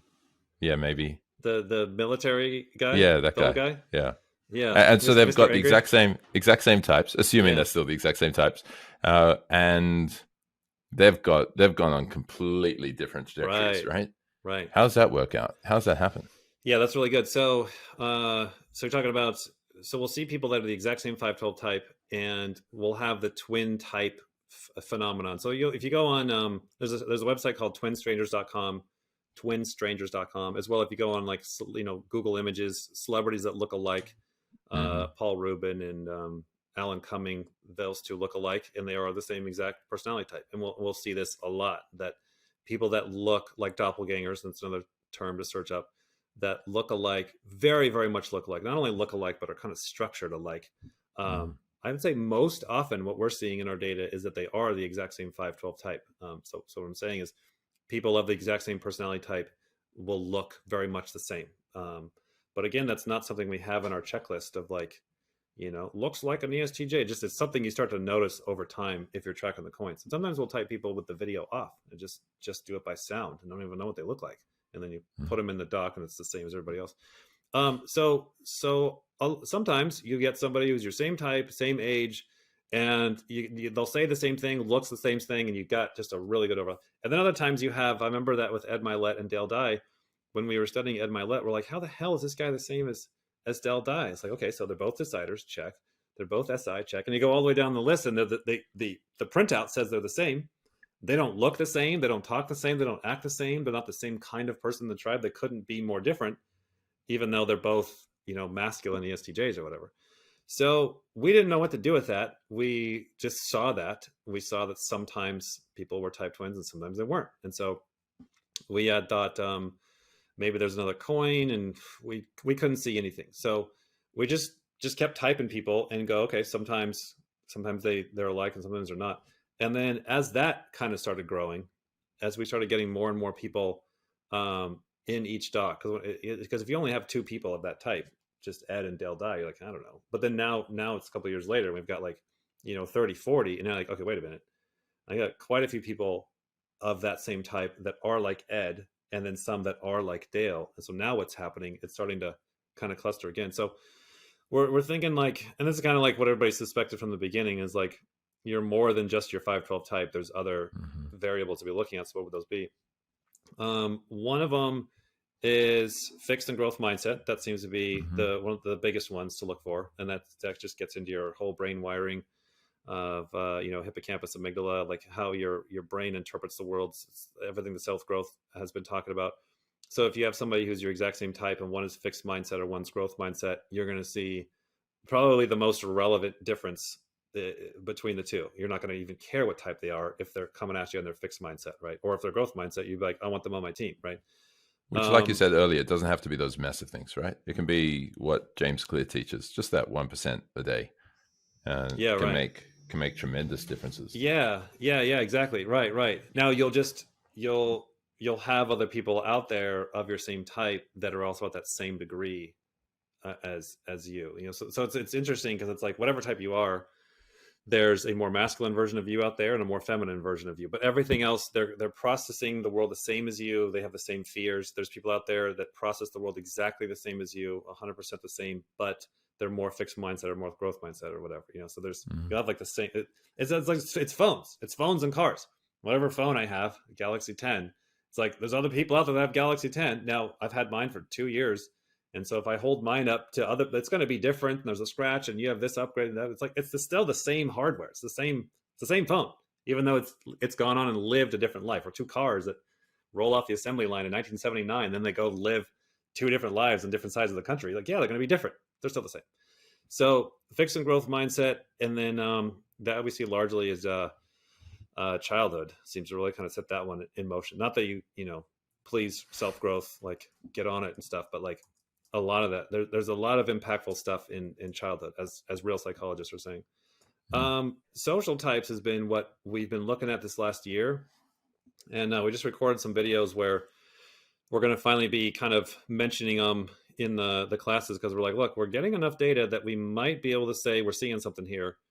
A good example I could give would be Dale Dye and Ed Milet. If I were to take a guess, they'd be very different social types in defining what the social types are. The social types, we found that roundabout. There's a guy out there, Gregory Clark. He's the same type as Jordan Peterson. So one of these Doc Brown from Back to the Future, ENTPs. Hey guys, did you know? Just same as Jordan Peterson. These type ENTP, cranked all the way up brains, smartest guy in the room. And he works at he's same same age as Peterson's, probably a little older. And actually I forget which college he's at or which university. So he's a real guy, real scientist guy. And so he's been like getting into the an ENTP, an observer, getting into the data, which everybody of his type does, gets into the little SI data of genealogies and stuff like that. So he's been like in the 23andMe and Ancestry.com. And so his work is like looking at, for example, they were able to track thousands of descendants from Charles Darwin. So assuming Charles Darwin has like a higher intelligence, he's higher up in the social structure or whatever. And so he found in his data exactly what we're seeing in our collection of data, is that there's like a social hierarchy that seems to be genetic. And it's kind of like what the Egyptians and the old kings have already, like if you go watch Braveheart and all the old movies, it's kind of like masculine and feminine. It's kind of always been there, but we don't like to talk about it. And if you really want to get your mind blown, when you zoom out, and whether you got kids or nieces or nephews, or you're grandparents that have seen a lot of kids come and go, you'll come across what we're seeing in the data, which is what Gregory Clark's saying, is you see some of these kids that are 2 years old, you're like, that kid is born that way. And because we had things that didn't make sense. Arnold Schwarzenegger we didn't know what to do with him, because he's an EJ, he's feminine FI, he should be crying to his mommy, he should be insecure. He just didn't know what to do. They're like, oh, it must have been post World War II and his daddy beat him and the Nazis, and just try to like just make that fit. And then Gary Vee comes along, just cocky bastard since day one, and he's loudly saying, I've always been this way. And then they'll throw their stories of, one time I opened the door for a person at McDonald's and my mom, like they'll throw a story to try and get your brain to make sense. Oh, that's why they were that way. Or I got abused and that's why I'm that way. Not that these don't dramatically amplify. It seems to be more amplifies what's already there. So when we started to be like, oh shit, no, God, no, right? And so we've been like reluctant to it for the past year, but we're like, all right, well, we've done this before. We thought it stopped at 32. We thought it stopped at 128. We thought it stopped at 256. And we're like, all right, so how would we define this? And then we just started to do our same thing where we worked on a bunch of just bullshit theories of how you would define. We're like, well, let's assume there's 4. Let's assume there's a number 1, a number 2, a number 3, a number 4. Let's just start with 4. All right, how would you define that? And so we've got it down to kind of the same exact math that if you're familiar with our stuff of how the sexual functions work. And so you're just dealing with some very simple variables that it's so simple and so easy. That's why I'm still not fully all in on whether it's completely scientific or not. But it's like when you look at it and you define a number 1, think of Conor McGregor. Do you know Conor McGregor, UFC fighter? Yeah. It's just like, I'm the best. I'm gonna crush them all. And like, go listen to Nefex. He's another guy I listen to. He's the same type as Tom Tom, and Tom Tom would be a number 2, an entrepreneur. That's Tom Bilyeu, right? Tom Bilyeu, and he would be defined as an entrepreneur. He's not at the bottom, and he's not a driven, crush everybody asshole at the top. He's a number 2. He's an entrepreneur, and the entrepreneurs have been saying, you're born with the entrepreneur gene or not. It's like, shit. It's kind of might be true. So you look at this guy Bryce. He's got a rock band called Nefex, Neffex, and it would be the greatest description of listening to a number 1 in his songs. I'm going to be the best. It's Donald Trump. I'm going to be the best. I'm going to be the king. I'm going to crush everybody. And so they live a life where they're very alone at the top. They have this drive for flexing and ego, and then their lowest need is for friendship. And then people at the bottom a number 4, it's the other way around. It's, friendship is the most important. Joe Rogan is that way. Like Joe Rogan is not, he's not like, he's literally just hanging out, smoking with as many people as he can, because he's just trying to have friends. He's not trying to crush everybody. He's not trying to be the best. Now, he still has a very competitive, successful side, but like, you'll see this drive. So it's like, say Conor McGregor, for example, or Tom Bilyeu, or Bryce, the NFX kid. And so they'll be an extreme number 1 or number 2 or whatever. And then we'll see other people of their same type that will have all the same functions, but they will not have that same drive. They'll have, a different social drive. So anyways, we're starting to kind of see that in our data. And then we're looking at Gregory Clark's real data and his real science. And it's just a lot of overlap with that. So we're just trying to kind of get that defined down a little bit. Yeah, but, cool. I guess it will even be relevant of people with different types. Like I can, especially most relevant probably with similar types, but even completely different. So if you think of what Joe Rogan and Dana White, I remember hearing Dana White a little while ago talking about how you got to be savage, and in this world, if you're savage, you're just gonna take it all. And whoever was interviewing said, I think it was Cardone, said, so how do you become savage? It's like you can't make it. You just either have it or you don't. No way to make it. I struggle to accept that. Me too. Me too. That's why I'm like putting the break, because it's just like God, this goes into free will. But it's like when I'm looking at the data, I do struggle with it still, and I feel like 12 months from now I'll be a lot more settled. So you're catching me like in the middle of one of these damn coins, and like then we'll get settled on it. And people are like, I hate it. I'm like, I fucking do too. Like I don't like any of this. This is scary, miserable stuff. Go yell at Carl Jung. But the thing is, when you go back to your data set of 10, so everybody listening, the people that you live with, you've already heard these stories. You've already seen in your life. You're like, damn, that kid's going. So I remember when I was like 21, 22 years old, my cousin got married to this kick-ass guy from Chicago. And I'm like, that guy's going places. Like there's just some people that you see, you're like, that they're just that way, and it's just kind of an intuitive thing that we all know and have. And then when you go to try and like define that, it just feels like it evaporates away. But yeah, we all have stories where we know it to be true, at least in some cases, That's a nice segue to something kind of similar within OP, right? You mentioned that you've got certain personality types kind of cluster around gender, religions, maybe cults that people follow, orientation, sexual orientation. Now, firstly, can anyone be any type? That's kind of the first question. So can anyone of any ethnicity, gender, religious beliefs, orientation, can they potentially be any type? Yeah, we see the 512 type everywhere. We'll definitely see it clustering in hair color, races, genders, or I should say the other way around. Like with a 512 type, if you were to pick a type, pick a number, because we have them on a numbering system, but I don't know the numbering system, but it is in theory in a numbering system of like introvert to extrovert, feminine to masculine, or whatever. Tony Robbins breaking the needle off at 512.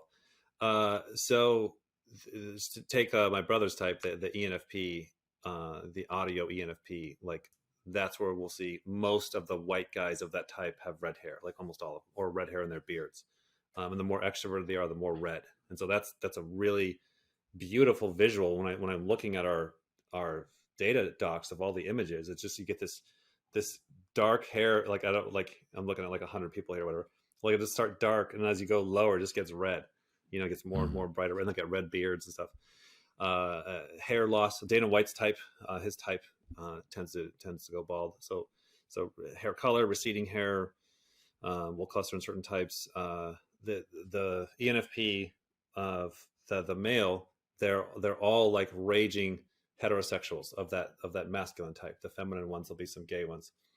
Then when you flip that same type over to the females, it's the other way, where I think we've got like 15 females of that type, and most of them are not heterosexual. They're gay, transgender, bisexual, etc. So it's weird. It's like when you where it's been practical is when people will come in and they're like, yeah, I'm trying to figure out what my type is. And oh, by the way, I have this health issue. I have this body weight issue, or I'll have autoimmune disease, or a certain hair color, or hair issues. Of course, like ADHD and OCD, like that's kind of our prime stuff that we're seeing, or especially gender, transgender, LGBT, gay, etc. So we get their type figured out, and then we go look at their data, and we're like, okay, so we got your type figured out. And some other news is we find that most people of your type are also struggling with these same issues, you know? Mm. And so it's just a little bit of what we see is like redefining what normal is, you know? That's definitely where we'd like to go pick a fight someday, is like you go to the doctor's office, or the psychologist, or the therapist, right? The fucking therapist, right? You go to psychology.com and you sign up with the girl with the tattoos and the nose rings, you know, with the shirt falling off. And you're like, and she's like, yeah, you're not normal. And you're like, can I say that you're not normal? Like, where's zero here? You know? And so it's like, what we're really defining is normal defined by, let's say, 100 people of your same type. Doesn't mean you're not a fucking mess. Doesn't mean you're not unhealthy or you got some serious fucking issues. But isn't it great to know that if you're a bipolar, psychotic, ADHD fuck off, that everybody else in your type also is struggling with that? You know, it's just like, oh, so there's nothing wrong with me. There's because your friends and your family are like, there's something wrong with you. It's like, no, you're just on a bell curve.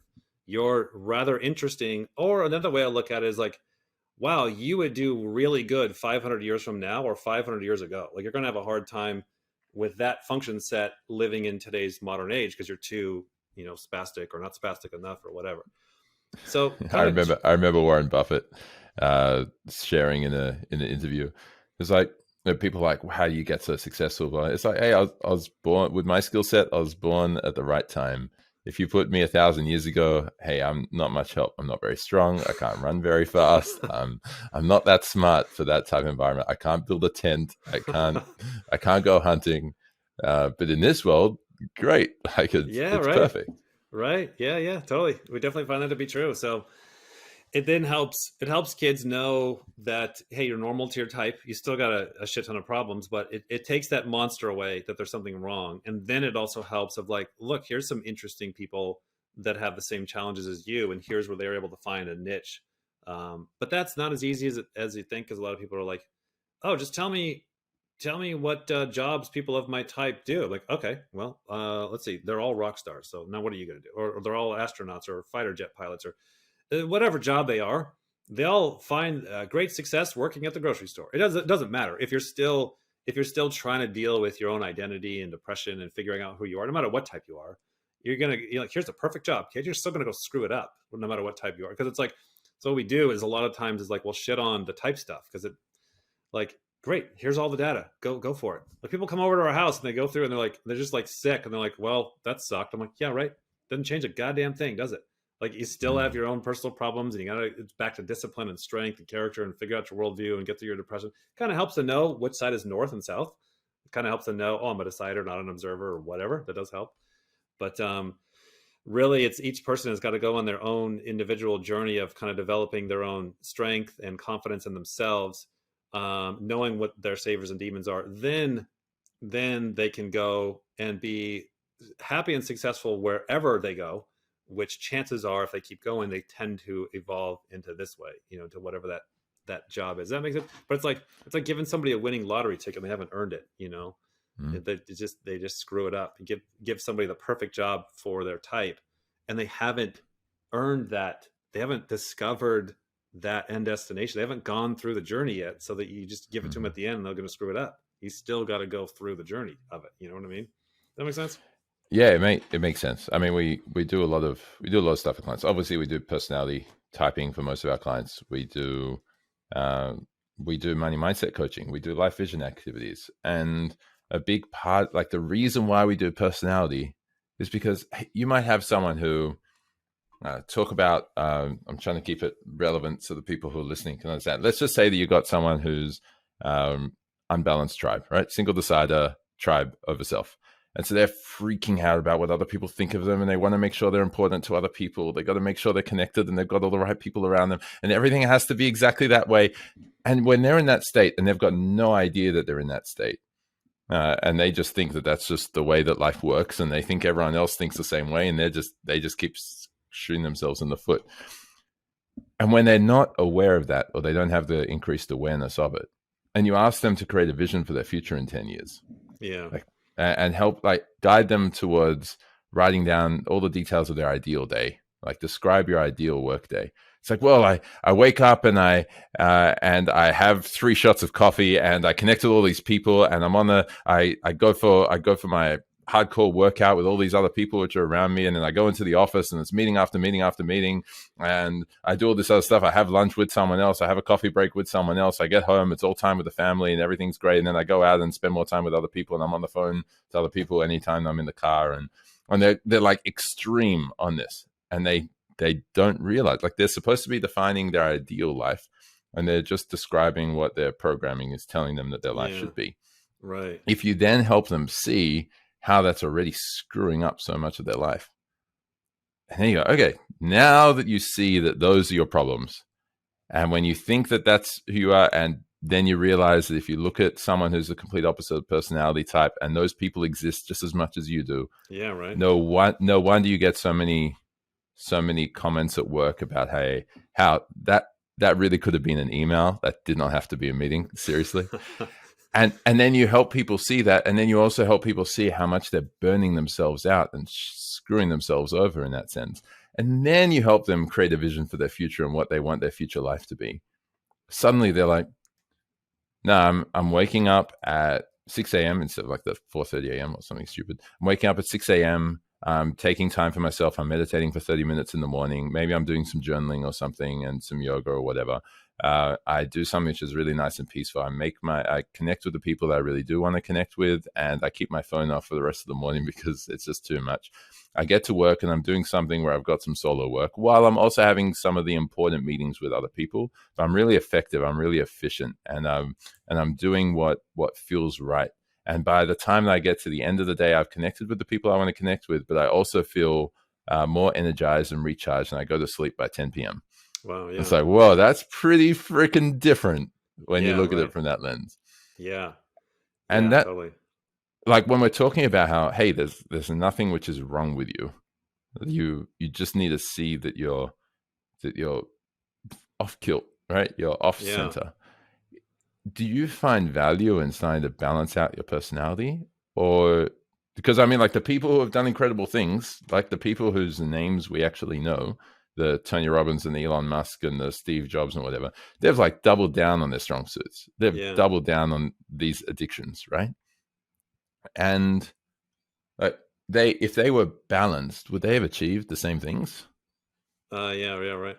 So the thing that I'm looking at is like everybody else, I like to do as much as I possibly can in this world, but it's just with the extra angle of and get away with it without having the crash. So it's Right. I'm not as obsessed as how far can I go, how much can I do.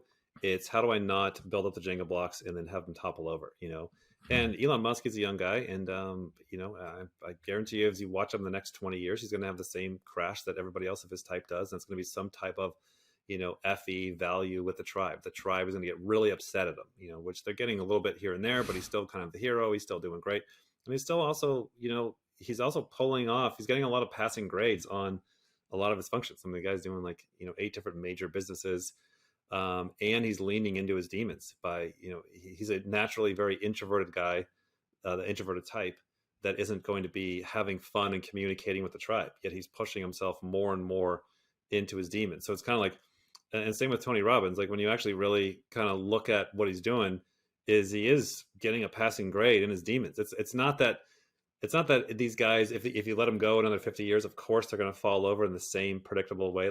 It's going to topple into that weak spot, into that demon. Tony Robbins isn't going to get out of business because he didn't Tony Robbins enough. You know what, Tony? The market really needed a 60-hour conference, not a 50-hour, and you couldn't do enough of your savers, so it's not going to lose that way. It's going to lose because it's hey, you burned yourself out, you dropped dead, or however else all of his types end up shooting themselves in the foot with that kind of a stack, But what I have found is I guess what I found is like what interests is what Shandy and I see when we're typing somebody. What was it? Samuel L. Jackson, right? We typed him a couple weeks ago in the class, and he's like 72, 73. And we're like, okay, that is very interesting. So he's made it to the fourth quarter. He's still happy. Nobody's chasing him down. There's no lawsuits. No one's trying to throw him in jail. There's no like demon at his back that's about to get him. You're not going to bed worried about, oh crap, I hope he doesn't get it. But Jordan Peterson, I'll worry about. They'll be like, yeah, you're doing your savers. He's a good example of like, you're doing your savers too much.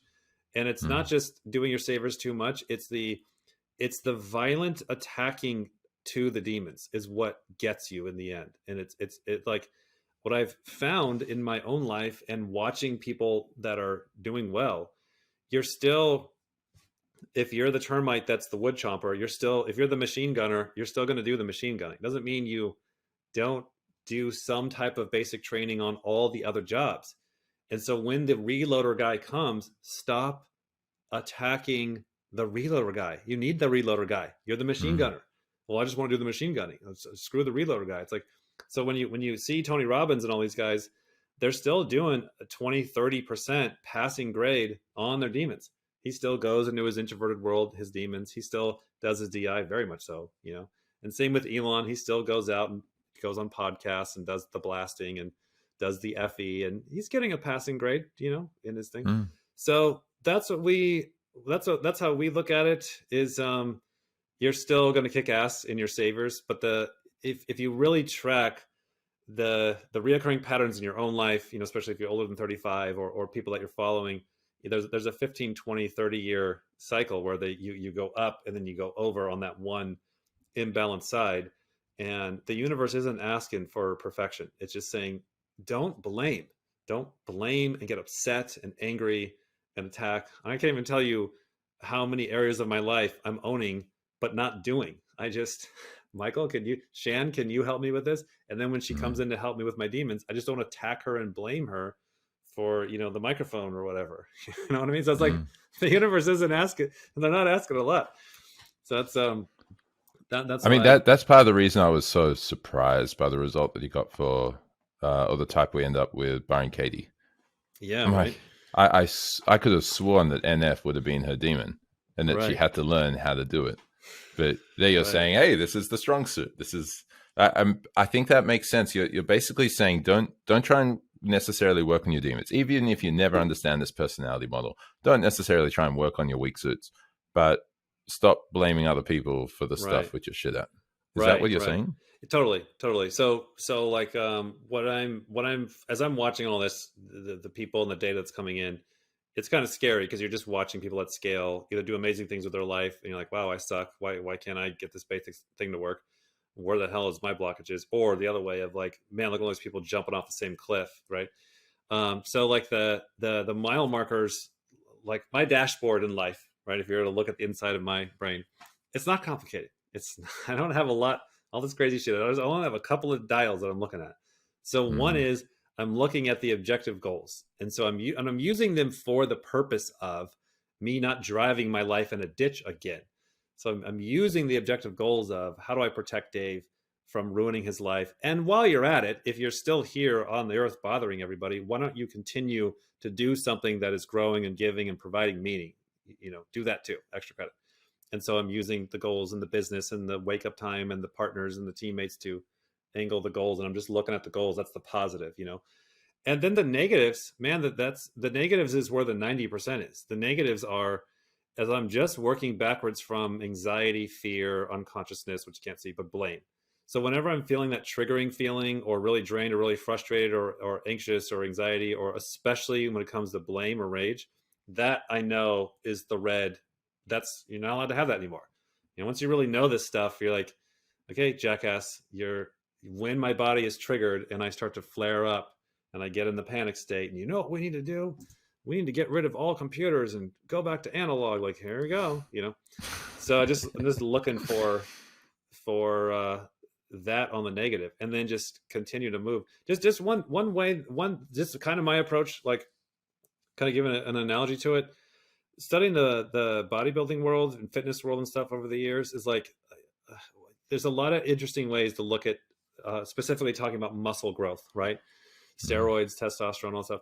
But one of the angles that you'll hear the big guys coming back to is myostatin. And so it's a weird reverse where it's like, rather than adding to the body, adding more testosterone, adding more protein, adding more workouts, it's actually taking away myostatin, because myostatin is this hormone that it's triggering in your body throughout all day. So when you go to work out, your body's like, yay, muscle. And then myostatin comes in, is like, that's enough. And it knocks the party down.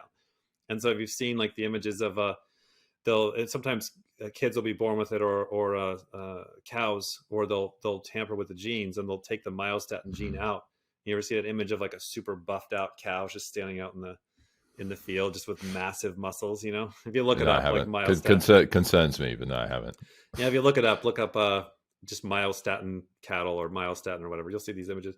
So the concept is, if all of us just got rid of our myostatin gene, we would all be massive bodybuilders by the time we were 35. Because if every time the kids went out at 10 years old and did a pull-ups, climbed the tree, and gained a little bit of muscle, which they do, and that muscle never went away, and you always were able to add on to that, you would be like these genetic freaks that you see. So it's kind of like, I'm not focusing so much on building. Like, hey, just leave it alone. Just go slow. You now have 8 departments to deal with, not just one, you selfish cyclops. Go slow, and 90% focus on, don't knock it over. Don't drive it into a ditch. Because when I look at the success stories, it's not somebody out Elon Musk. It's not that Jeff Bezos flew out of his spaceship and said, oh yeah, watch this. And the Avengers had a power. That's not how it turns out. Elon Musk destroys Elon Musk in the year 2040. Duh. Right? Dave Powers destroys Dave Powers in the year 2040. So putting most of my focus on that, of making sure when I'm doing my life and I'm building my business and I'm doing my stuff, I'm just not building in these genetic weak spots everywhere, you know, and then just letting the growth go slow. And then you have more to do. So it's going to take even longer, you know. That's kind of how I look at it. What would you share with the people who are listening, who are kind of like looking up to you for advice around this stuff, and they're hearing what you're saying? You're not your type. Well, like you are, your conditioning's your type, your default's your type, but you're not your type. You've had childhood experiences and child trauma or whatever, but you're not your childhood trauma. You have differences in managing your emotions, and maybe you're a different part of the social hierarchy, whatever the hell that means. But you're not that. You're your own person. What advice do you give to them, or what could you say that you wish that they would hear? Yeah, right. A few random things. One is, I know it's like, the more I study this stuff, the more I'm seeing one side of my brain is like how much free will is not real. Like they asked Elon Musk and Neil deGrasse Tyson, like, hey, tell us about this theory that we're in a simulation. And they're like, yeah, I can't think of an argument that you can get out of that. And then like Elon was even saying, my heart doesn't believe it, but my mind does. You know, kind of a contradiction and tension there. So it's like every year I'm seeing more and more how fatalistic and deterministic the genes are and all the rest. But it's like, I'm very much consciously choosing to live my life in a contradiction. It's like I'm consciously choosing to live my life as if I have free will, as I'm writing my own story. And even if you were to get down to that, like that's just because I watched the A-Team a lot when I was younger, and I watched Hulk Hogan and he inspired me. Like I'm sure Darren Brown can trace even that down. And I shut up for a minute, you know? So I still live my life very much because it's like, otherwise you just it's a choice where you're going to just find endless reasons and information to just reinforce your negative story, continue to fall back in it. And for me, just really leveraging kind of a fuck you factor of like, you know what, the best way to spin the matrix and to go the other way is to start saying no, and to start breaking out of it, and start deciding that, well, if I'm free will, then fuck this. I'm going to decide that I'm going to start pushing back. I'm going to start going against it. So I just found some type of fight back in myself to where, you know, eventually you got to decide to take charge and start moving forward and fighting your way through, you know, with or without Dave acknowledging you or being mean to you, or whether your mommy beat you or didn't beat you or whatever the hell, this type or that type. Just we're living in an age. You're going to get more. You're going to get more data, more reasons, more excuses to feel stuck. Eventually, you got to get sick of that. Eventually, you're like, okay, that's enough, right? And then on the other thing of like with people in the groups, like that's a hard one, because I feel like I feel like that'll be something that'll be better over time. And I also know that was something better years ago. Like when I was doing the RC stuff, we had a forum, and it was one of the most fun and very bonding, intense times of my life. So for many, many years, we had our own RC Powers forum. So I was the top poster, always in on the forum. So I've done the forum game. I've been in the community, not the personality community, but a community online, and built the early RC business from being on the forums. Also, so I know the forum life. I know the forum life, which is why once we got on a personality, I'm like, nope, not going to start that, because I just got out of 10 years of being on a forum at 3 o'clock in the morning, replying to posts and moderating and all the rest. So I know how intense it gets. So it's like, it's not that we won't have a presence in there, but Dave Powers, the one guy who's doing 50 other departments, I just can't. It's too fun. I'm going to have too much fun in there. I'm going to just love kicking people's asses. And you can go back to old RC forums, Watt Flyer, RC groups. You can find me just fucking kicking just staying up late, arguing with people. I love that shit, And, but I just don't have time to get into all that kind of stuff. That's really fun, really engaging. It's very dramatic. You get in fights and then you end up being friends in the end, and they cry. And it's just a whole soap opera experience. It's great. So I just have to choose where I put my time. I can't get into there now. Not that I wouldn't love to. We used to do, not in the personality, but in the RC, we would do like troll accounts and go in, and it was just a lot of fun. So eventually we are working on getting like a community manager and people where we can start to get down into that space, as well as like physical meetups. Like we want to own. Our plan is to own from the inside out. So get our website switched over. That's going to be a big thing this year for us, as we're working on most of our time.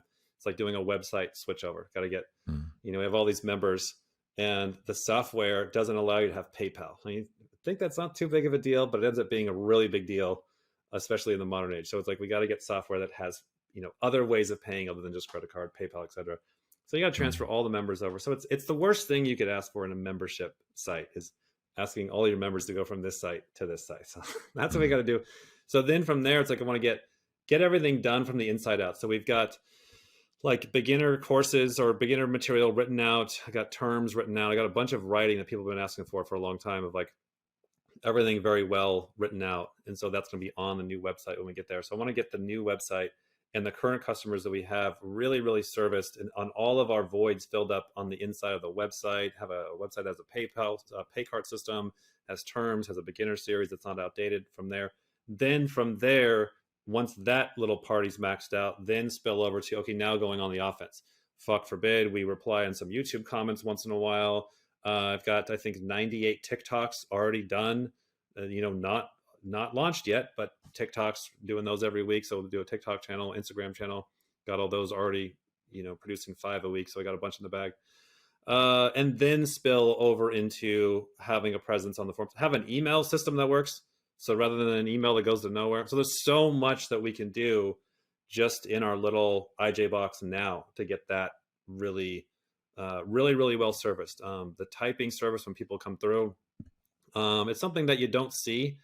But every month when clients come through, I'll pick a few. I'm probably doing a little less this month. So I'm talking like 7 or 8, where I'll send them audios and I'll have back and forth with them. Just somebody that's a little bit more workable, somebody who's not going to be a shit mess for me to deal with. Could be just completely subjective. I like this person, so I'm going to talk to that one, And so constantly honing out, okay, how would we do profiles at scale, and what exactly is the issue? So still kind of working on that project as well, but then getting into community manager would be also like a third party. We're kind of also waiting for that. We saw this in RC where we had a guy, his name was F1 Wannabe was his flight name. And he ended up being like a community manager. And then like, God, you need that somebody, I need to go to the community manager, and then the community manager is going into the groups and moderating, creating some kind of you get what I'm saying, and then from there, really kind of have a heart for like physical meetups, not just like a once in a while one, but eventually like we'd like to have like a consistent one, I know a lot of people would prefer like you travel to the city. I know it's how a lot of people do it, where you travel to each city. I'm not super excited about doing that. Maybe we do that for a couple of years or whatever. But maybe when you want a holiday down in Sydney, Australia. Yeah. I want to hit New Zealand first. I heard it's better than Australia. But then get some type of consistent community thing. So we're heading that way. In the meantime, what I can say, here's a little secret information for anybody in there. We still read our emails. We still answer our emails. It's just like, if I could say to anybody, if you could look where we're at now, where it's like, we fell into this. I got 50 departments. I'm behind on 49 of them at any given time. I really don't have enough time to deal with this and this and this. And then just the next kid to argue about bullshit, that space is kind of taken up. The ones that can kind of see that and separate and go, oh, David Shan are dealing with this shit all fucking week, every week for 5 years straight.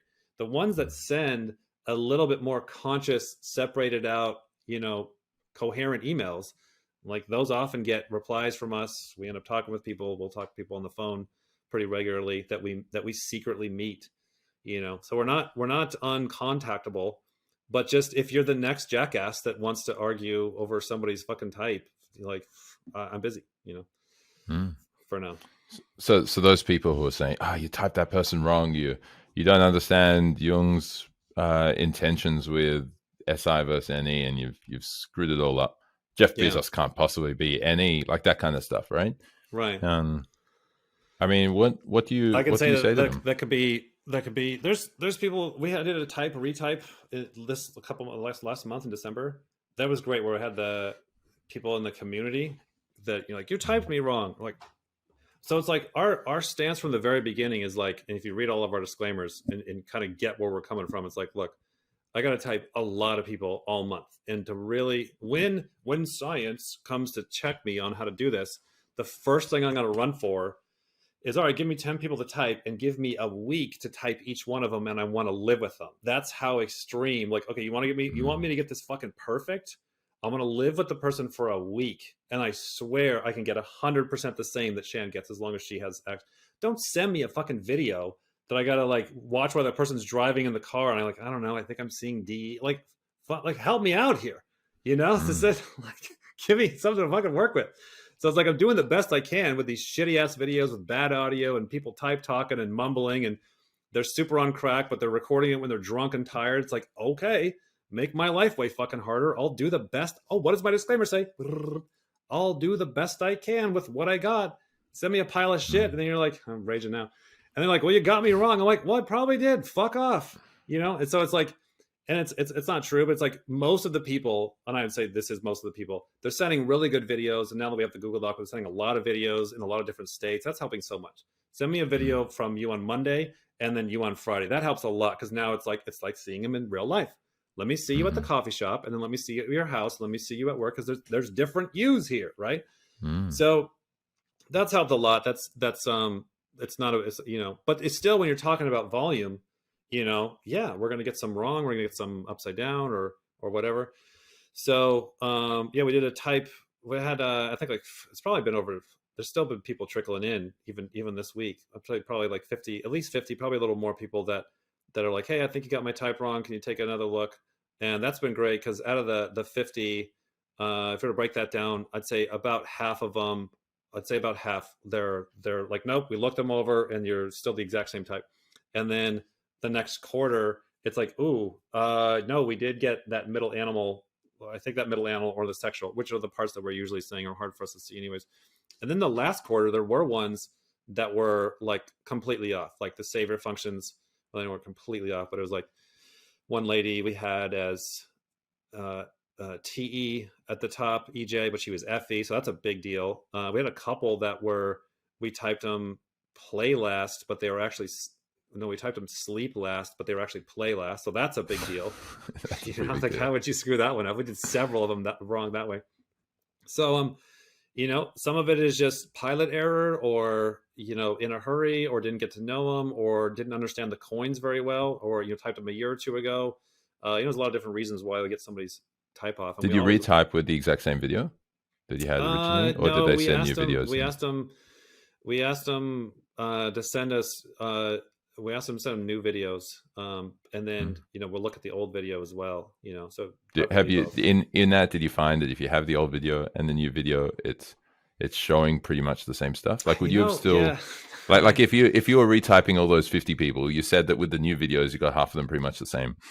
If you had their old video and you didn't get a new video, would you have still had 50% the same or No, higher? it depends. It depends on the person. It depends on the type. I should say the coin. We noticed that there are certain coins that are hard for us, and it's like me. It's me, Shan, Michael, and we had Cassidy last year. So at times we had four of us, and the two kids, Michael and Cassidy, they were in training. Michael's gotten a lot better now, but like double feminine versus audio is hard for all of us to see through video. Like, so some coins are easier for the other person to see than the other, but we all have a hard time with that one. We all have a hard time with consume, or we all have time with sleep and play in the middle, like consume, sleep, play, or whatever. And then last year the past year, we've all had a hard time with seeing play last and sleep last. And so it's like I'll look at their old video and I'm like, I don't know. I still click on, and then I'll see their new video and I'll be like, wait a minute, that's totally different. And so now you're all confused and I don't know what to put down. I don't know what. And then once you figure out, oh wait, I think it's actually this, and like you can see it really clear in this video, then you go back and watch the old video, like it was crystal clear the whole time. And it's just like your brain, like all of a sudden you can see it. It's kind of a real weird mind trip of it. But it's like what we've also gotten notice on is going too fast. If you're trying to type too many clients in a day and you're going too fast, and you just start kind of speeding up and you're just going, oh, I think this. And it's like, that's something that we're like, the training is like catching that in yourself. You're like, and so the way we've been doing it now is we've been putting a lot more, the pain is now on, I don't really fear screwing up the client's type. It's like, I fear getting yelled at by Shan is where I've now anchored I fear going to the meeting, especially with the new guy in training, and they did their hard work, and I'm the jackass that just has a bunch of coins that are all upside down, So that's where we've kind of angled I'd love to Observer talk about that. Let me share that real quick, how we do that. Yeah, go for it. Yeah, do it. So here's Observer land. Watch me go all fucking weird. So the way that we do it is right now there's just three of us typing.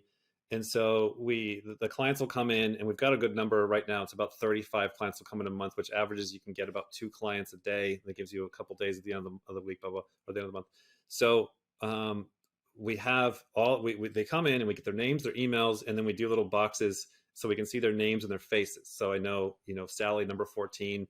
So you can kind of associate the name, the email, and the face together, And then there's a graph up here. So the faces are down here. And so there's a table up here, which has their name and their email. And then you can look down and see their face.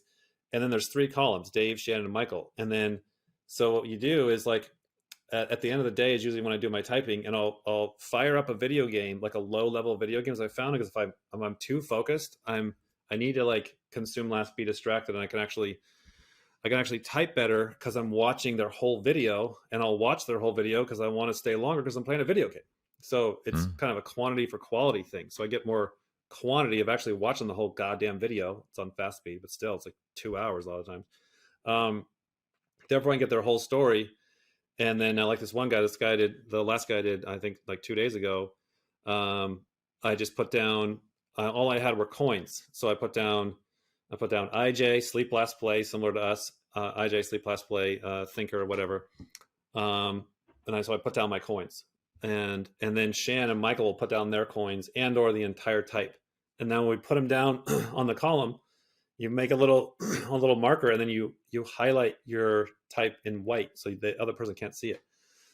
So I don't know what they typed them as. So I would wait for everybody to get done. And then this guy will have to come back and do another layer. And then you put a little marker where it's like, okay, I'm ready. And then you can highlight across, and you can see what all 3 of us have put down. And so it's been great to see in real time, when ESFPs come through, like those are the easiest ones because we have so many of them. And so like, we'll all just like bang, bang, bang, bang. We'll all like have the type either completely written out, or a lot of times we'll write it differently. One of us will say double the cider, play, SE, and we'll like do the coins, and the other one will just write out the type, but you're looking at it, it's the same thing, right? then it's been fun to see, like this last guy, Shandy put down NITI, and I thought the guy was SI, but I wasn't done yet, So it's like, okay, so that's, and then we both got sleep last play and audio. We both got audio, sleep last play. I got SI, and I don't know if it's SIFI or SITI, and she got NITI. So that's one. We're just going to keep going down, and then at the end of the month, that one's marked. We'll come back up and be like, okay, so Dave went with SI and you went with NI, and then we'll battle it out, and we'll look at Michael, what he has, and his vote doesn't really count because he's in training. He'll usually just put observer and then run away because he's trying to play it safe. So then we'll just have a tab where just there'll be a little red tab where you got to go back and recheck. So for that last client, then we'll have to rewatch them, watch them some more, or watch them together. But it's not until you get locked into where you're now at the point of like, okay, I got this person's story down, and you get all the cross checks of like, okay, that is NI because there's the demon sensory, so you get checked for demon gathering. So there's a lot of cross checks you can see. And then at this point too, it's like having it to where, okay, I gotta battle. I gotta have the accountability that I'm not the weakest guy in the meeting. And then now with the retype system, it's like, I need the accountability. If this guy comes back at me a year from now, I don't want to be fumbling going, oh shit, I thought, like, I want to be able to stand my ground of like, look, not only did I rush through your video and slap out your type, but then I actually deep dived it. Then I argued out with Shan, and that to the core bedrock where we can see, predict, and understand everything that you're saying. So when the guy writes back a year from now, let's say, even in their very email, they're writing out their functions. That's been helpful with the retype. People will be like, they're like, let me give you an SI bullet point list of why I'm not Savior SI, and I'll just fire them back an audio and throw it right in their fucking face. I'll be like, okay, so let's define what SI is again. Like, you're doing it in your email.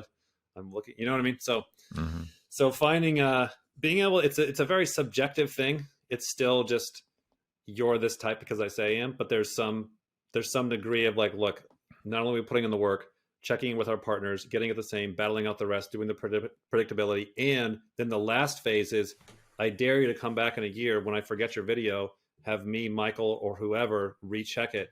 And if we've done it right all the way up, then it should be like the first 50% where it's like, nope, we're still seeing the same part, the same coins, and here's how and here's why. And then be able to give people an explanation of, this is what most of them turn out to, is like, okay, let me help you work out where you're off. Look, I've done my work on this person. So let me now explain to them how and why they're actually this coin versus that coin in a way that they can see it and understand it, Yeah, that's good. I mean, one of my biggest frustrations with Myers-Briggs when I was looking at our 16 personalities is you'd go, my personality type kept changing. ENTJ, ENFJ, INTJ, and then 16 personalities gives like a percentage, and it's like 49, right. 51 for T versus for thinking versus feeling. And I'm like, why does it keep changing? This doesn't make sense. Oh, it must keep changing because I'm growing, and therefore my personality is changing. Right. And it's like, oh, maybe I'm kind of like I'm an INTJ, but I had some. Like I'm an INFJ or something, but I had some like TE conditioning because my dad and one of my older sisters are TE and whatever. And so you start to kind of like justify it and like like smudge it together. It's like, see, it's beautiful. It's like, no, it's going to fall down any moment. That's really good. They're like shooting all around it too. Yeah, exactly. Right. And yeah, I mean, this is a complex model, and people who are listening to this would probably already recognize it. It's probably the most complex model of any of the ones that are out there, right? Compared to DISC or Hexago or Enneagram or Big Five or whatever, right? Like OP is a really tough model. And so if someone's been listening to this and going, oh, wow, Dave's given some really cool insights about what our personality means and how we can look at it more objectively and how I could potentially learn more about myself and what type of actions I could take as a result. I mean, what's the point of learning this model? Like, where's the benefit from diving into all of this, putting in all of this energy to be able to learn from yourself and Shan about what OP actually is? Why bother? Right. I see it as a tool for certain people that are trapped between a rock and a hard place. It is not necessarily what most people are going to want to use it for. We call it the op split. That'll be coming up in the future, where the consumer base wants a fun personality. I want to take a test, a quiz online, a Facebook, a Myers-Briggs, where it's just you're picturing a bunch of people at dinner and they just entertain me. A court jester playing around. Oh, that's cool. That's cool. That's cute. And so they're going to want this. They're going to think that's this, and that's not what that is. Not that we won't make a ding down, watered down version for that, which is going to be 90% of people. But what this is it is a very aggressive tool for self-growth. This is for like people like post midlife crisis and up. Like the things that we love the most are people that are at their midlife crises. Like that's when this scramjet turns on. Like you got to be at 40 years old, an alcoholic, life burning down, wanting to kill yourself. That's when this stuff finally turns on and really starts to make sense. Because when you're Steve-O from Jackass and you're now pointing out consciously, oh, I didn't have time for myself, I didn't prioritize my own stuff, and now you're listing out your own demons line by line in the descriptions that we have right here. Now, you don't know the words, but you're saying it all because you finally are seeing it. You're finally discovering it. That's when this stuff kicks in. When you're in the depth, when you're in the darkness, this stuff is all 90% darkness driven. This thing is alive in the darkness, and then it gets you into the other side of the light. The other area where we see it just thriving like a rocket jet is with killers and aggressive people, because it's like, and that's another thing we'll see clustering. You'll see red hair clustering, and then we see killing. And then also like how a person kills, what type of crime, et cetera. Because things like killing and crime and aggressive behavior, it's like picture it's the person that breaks first. So we're all sitting here playing this social balance game where we're all a little nutty, but we all save that for the weekend. We all save that for our bedroom. We all save that when we're drunk. We all save, and so we're out here playing this social, just trying to hold it together, some kind of a weird social balance, and we just let it out, when nobody's looking. The crime person is the person who's like, fuck this, and they drink the seat water, they blow it up right now. And so when they're aggressively doing that, they're just overdoing their saviors, and therefore it's like, with our system, it's like, can't see it. And then, I can see that one because they're flailing up so much. And you'll watch us when we have a hard time typing is when somebody is too calm, too quiet, too balanced, whether they're just in that state or whatever. It's when they're in a fight. It's when they're in an engagement. It's when celebrities are battling. That's why we call it saviors. Just did a thing on Chip Roy. He's a guy in I think he's a Republican. He's in the Congress or whatever, the ESTJ guy. I'm like, how do I know he's an ESTJ? Because he's just up there just screaming the ESTJ song, they and Pharisees and selfishness and here's the facts, just out of like out of a book. And so I was like, gotcha, because he's overextending. So this stuff, it kind of makes a mess when you just give it to 25-year-olds, because they're just kind of like, I don't agree with any of this. And they throw it back in your face. Like, yeah, I get it.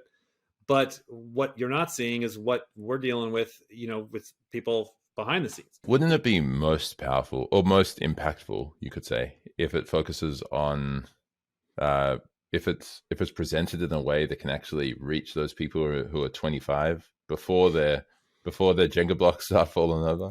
Like at 25, you can crash at 25 and rebuild yourself up, and you're in a really great state, a great position to do it. Wait till you're 40 and it's all over again. I know, but the problem is with the data is it shows you that that's not how it works. It shows you that the only way people learn is deathbed.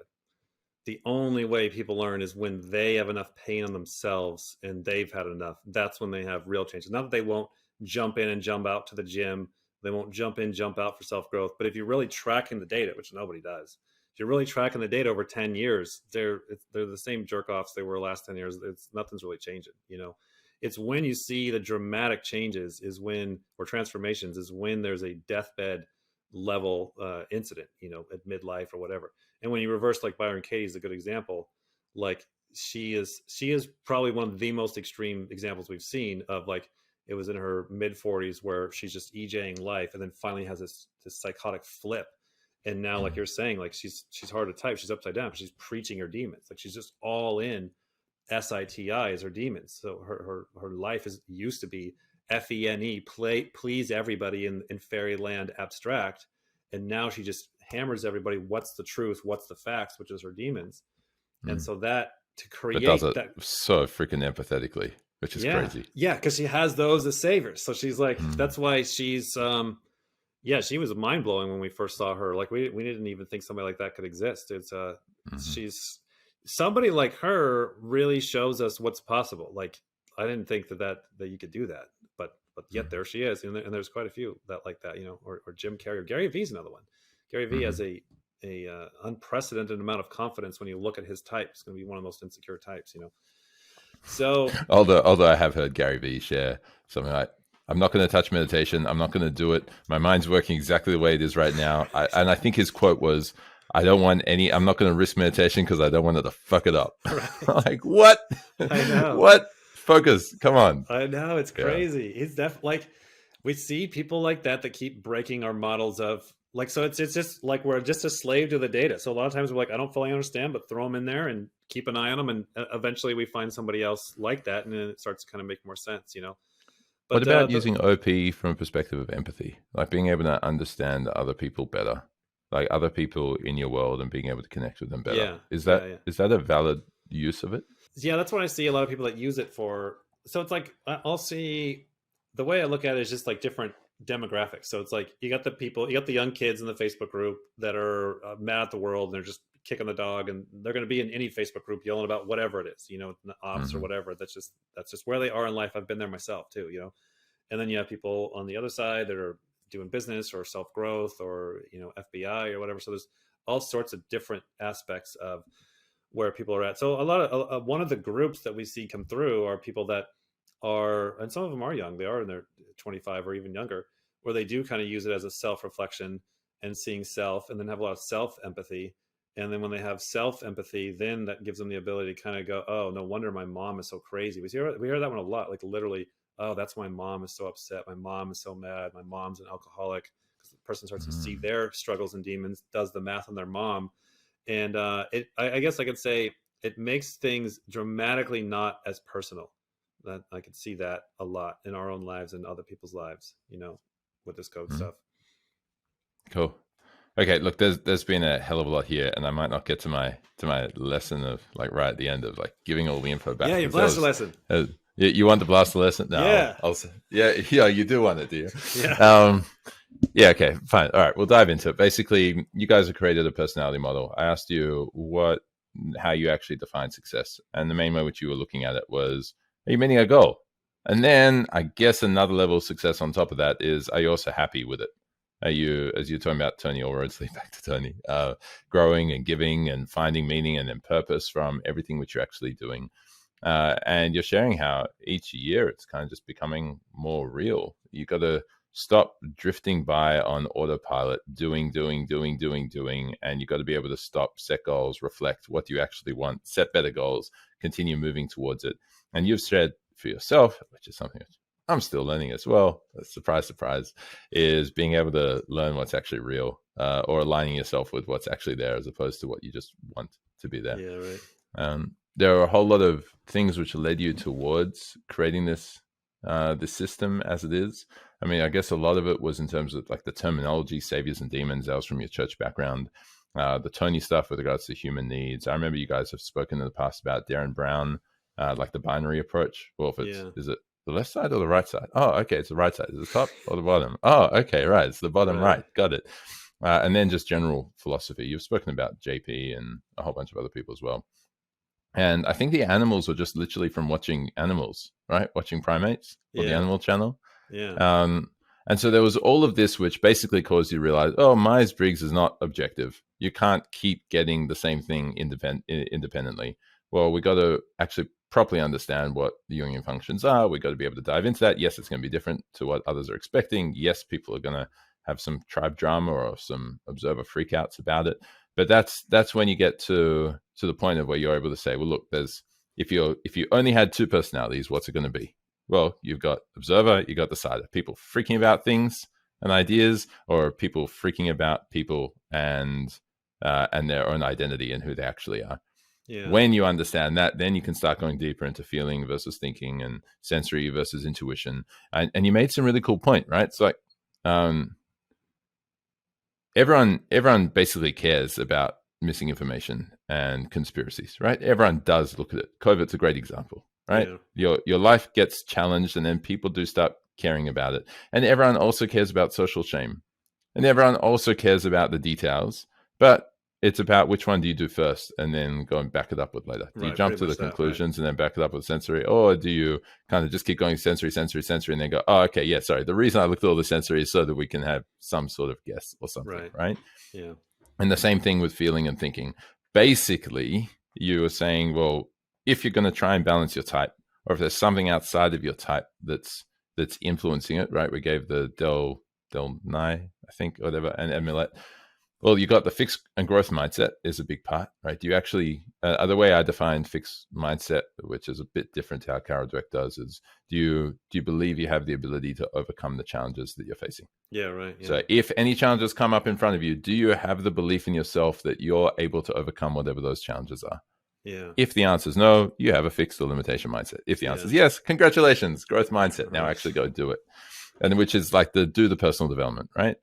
What happens now? Childhood amplifies what's there. We didn't even get to talk about Gabor Mate. I'm still coming to terms with some of the stuff that you described about him. But I mean, look, our childhood definitely describes things. You were talking about social types and hierarchy, and I'm just going to leave that alone for a while. I'll learn it from you in a year or so, right? Yeah, me too.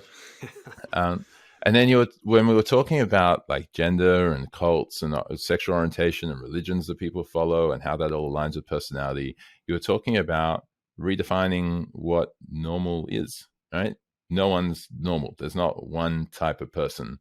There are people who are way out there on the extremes, but most people are within the kind of society accepted ranges, right?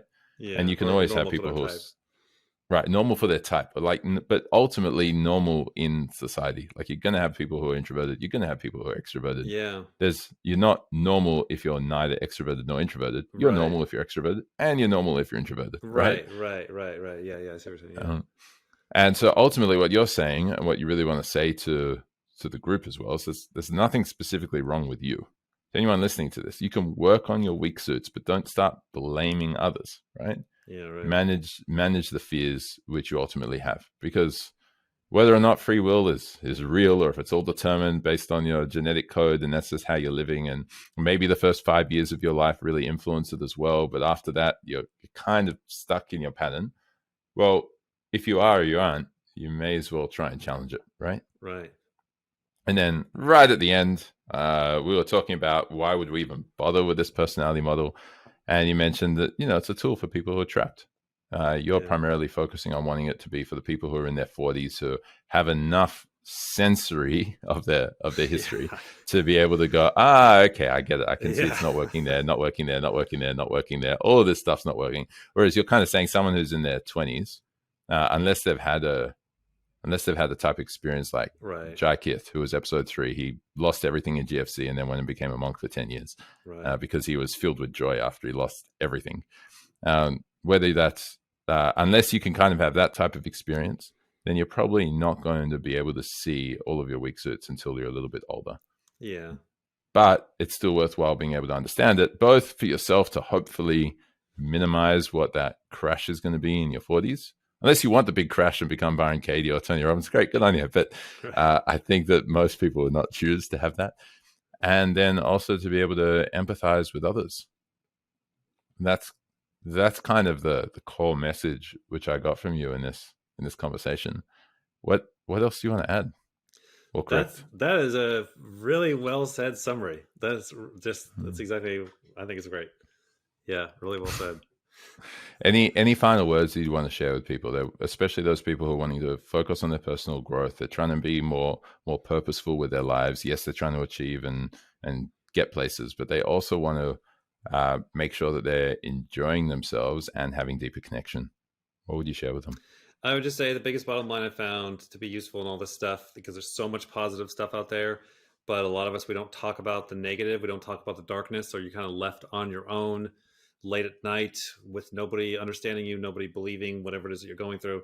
That there are so many people out there that we see in the data that physically, in reality, are feeling exactly whatever it is you're feeling through, what we're all feeling through, we're all going through when we're going through our hard times. and that it's so not real in the sense of other people are going through the same thing. And I guess the biggest thing that I would say is like, you have a natural immunity, no matter what type you are, to people of your opposite type. So meaning there's people out there in the world that are stuck on whatever it is that you naturally do in a normal way. You don't even realize you do it because you're like, duh, like who would screw that up? And like, you just blaze right through it. And there's somebody that the hardest thing in the world is what you're just blazing right through. And then know that you're the reverse for somebody else, where you're stuck. You're so super stuck, and your biggest problems, and just that feeling of stuckness, not like a true victim scenario. Like say there was something really bad that happened that one time that wasn't your fault. I'm not talking about that. I'm talking about the reoccurring life pattern of like, God, no matter where I go, no matter what my relationship I have, no matter what job I have, this reoccurring haunting pattern keeps coming back and cornering me. And yeah, that shit. Like that, there's some kind of a blind spot and you can't see it, and you won't see it for a while, but you'll be able to start to see snippets of it when you lock yourself in and go, okay, so when I'm feeling feelings of stuckness and fear and anxiety, that's this code stuff. And there's people on the opposite side of the world that aren't stuck where I am. And so then it's like being able to pause in that. And usually it takes the next day, you know, if you wait for the feelings of the pain, the fear, the anxiety to calm down a minute so you can get your brain. And if you don't, run away, a lot of times people feel better when they're gone. No, stick with it and go, all right, so how, then now it's entering in the growth mindset stuff. Like, okay, so how start asking better questions, Tony Robbins shit. Okay, so people that are opposite of me that love this shit, how are they solving it? And your brain can get there if you're not freaking out. Take care of the freak out and then start asking the better questions. And you'll find one after another that, you're not stuck just as much as that person over there that you can see. That'd be the last thing to say. The last thing is when you're yelling at the other person, you idiot, how the hell are you stuck on this? And you're getting that frustrated state. Know that those turn around. And then you got to be that for yourself sometimes when you're really stuck. And that's where you use this code to triangulate your way out and get a scrap of it, Cool. Let's leave it there. Thank you, Dave. So I hope you received a whole lot of value from engaging in that conversation. What were the key takeaways for you? What can you schedule in your life right now to make sure that the time you just invested into listening to this exceptional conversation with this amazing mentor and this amazing individual is time that wasn't misused, but was time that you've allocated properly to enhancing your life and improving it? Whatever it is, schedule it now, practice it now, be the successful person you're meant to be, live with purpose.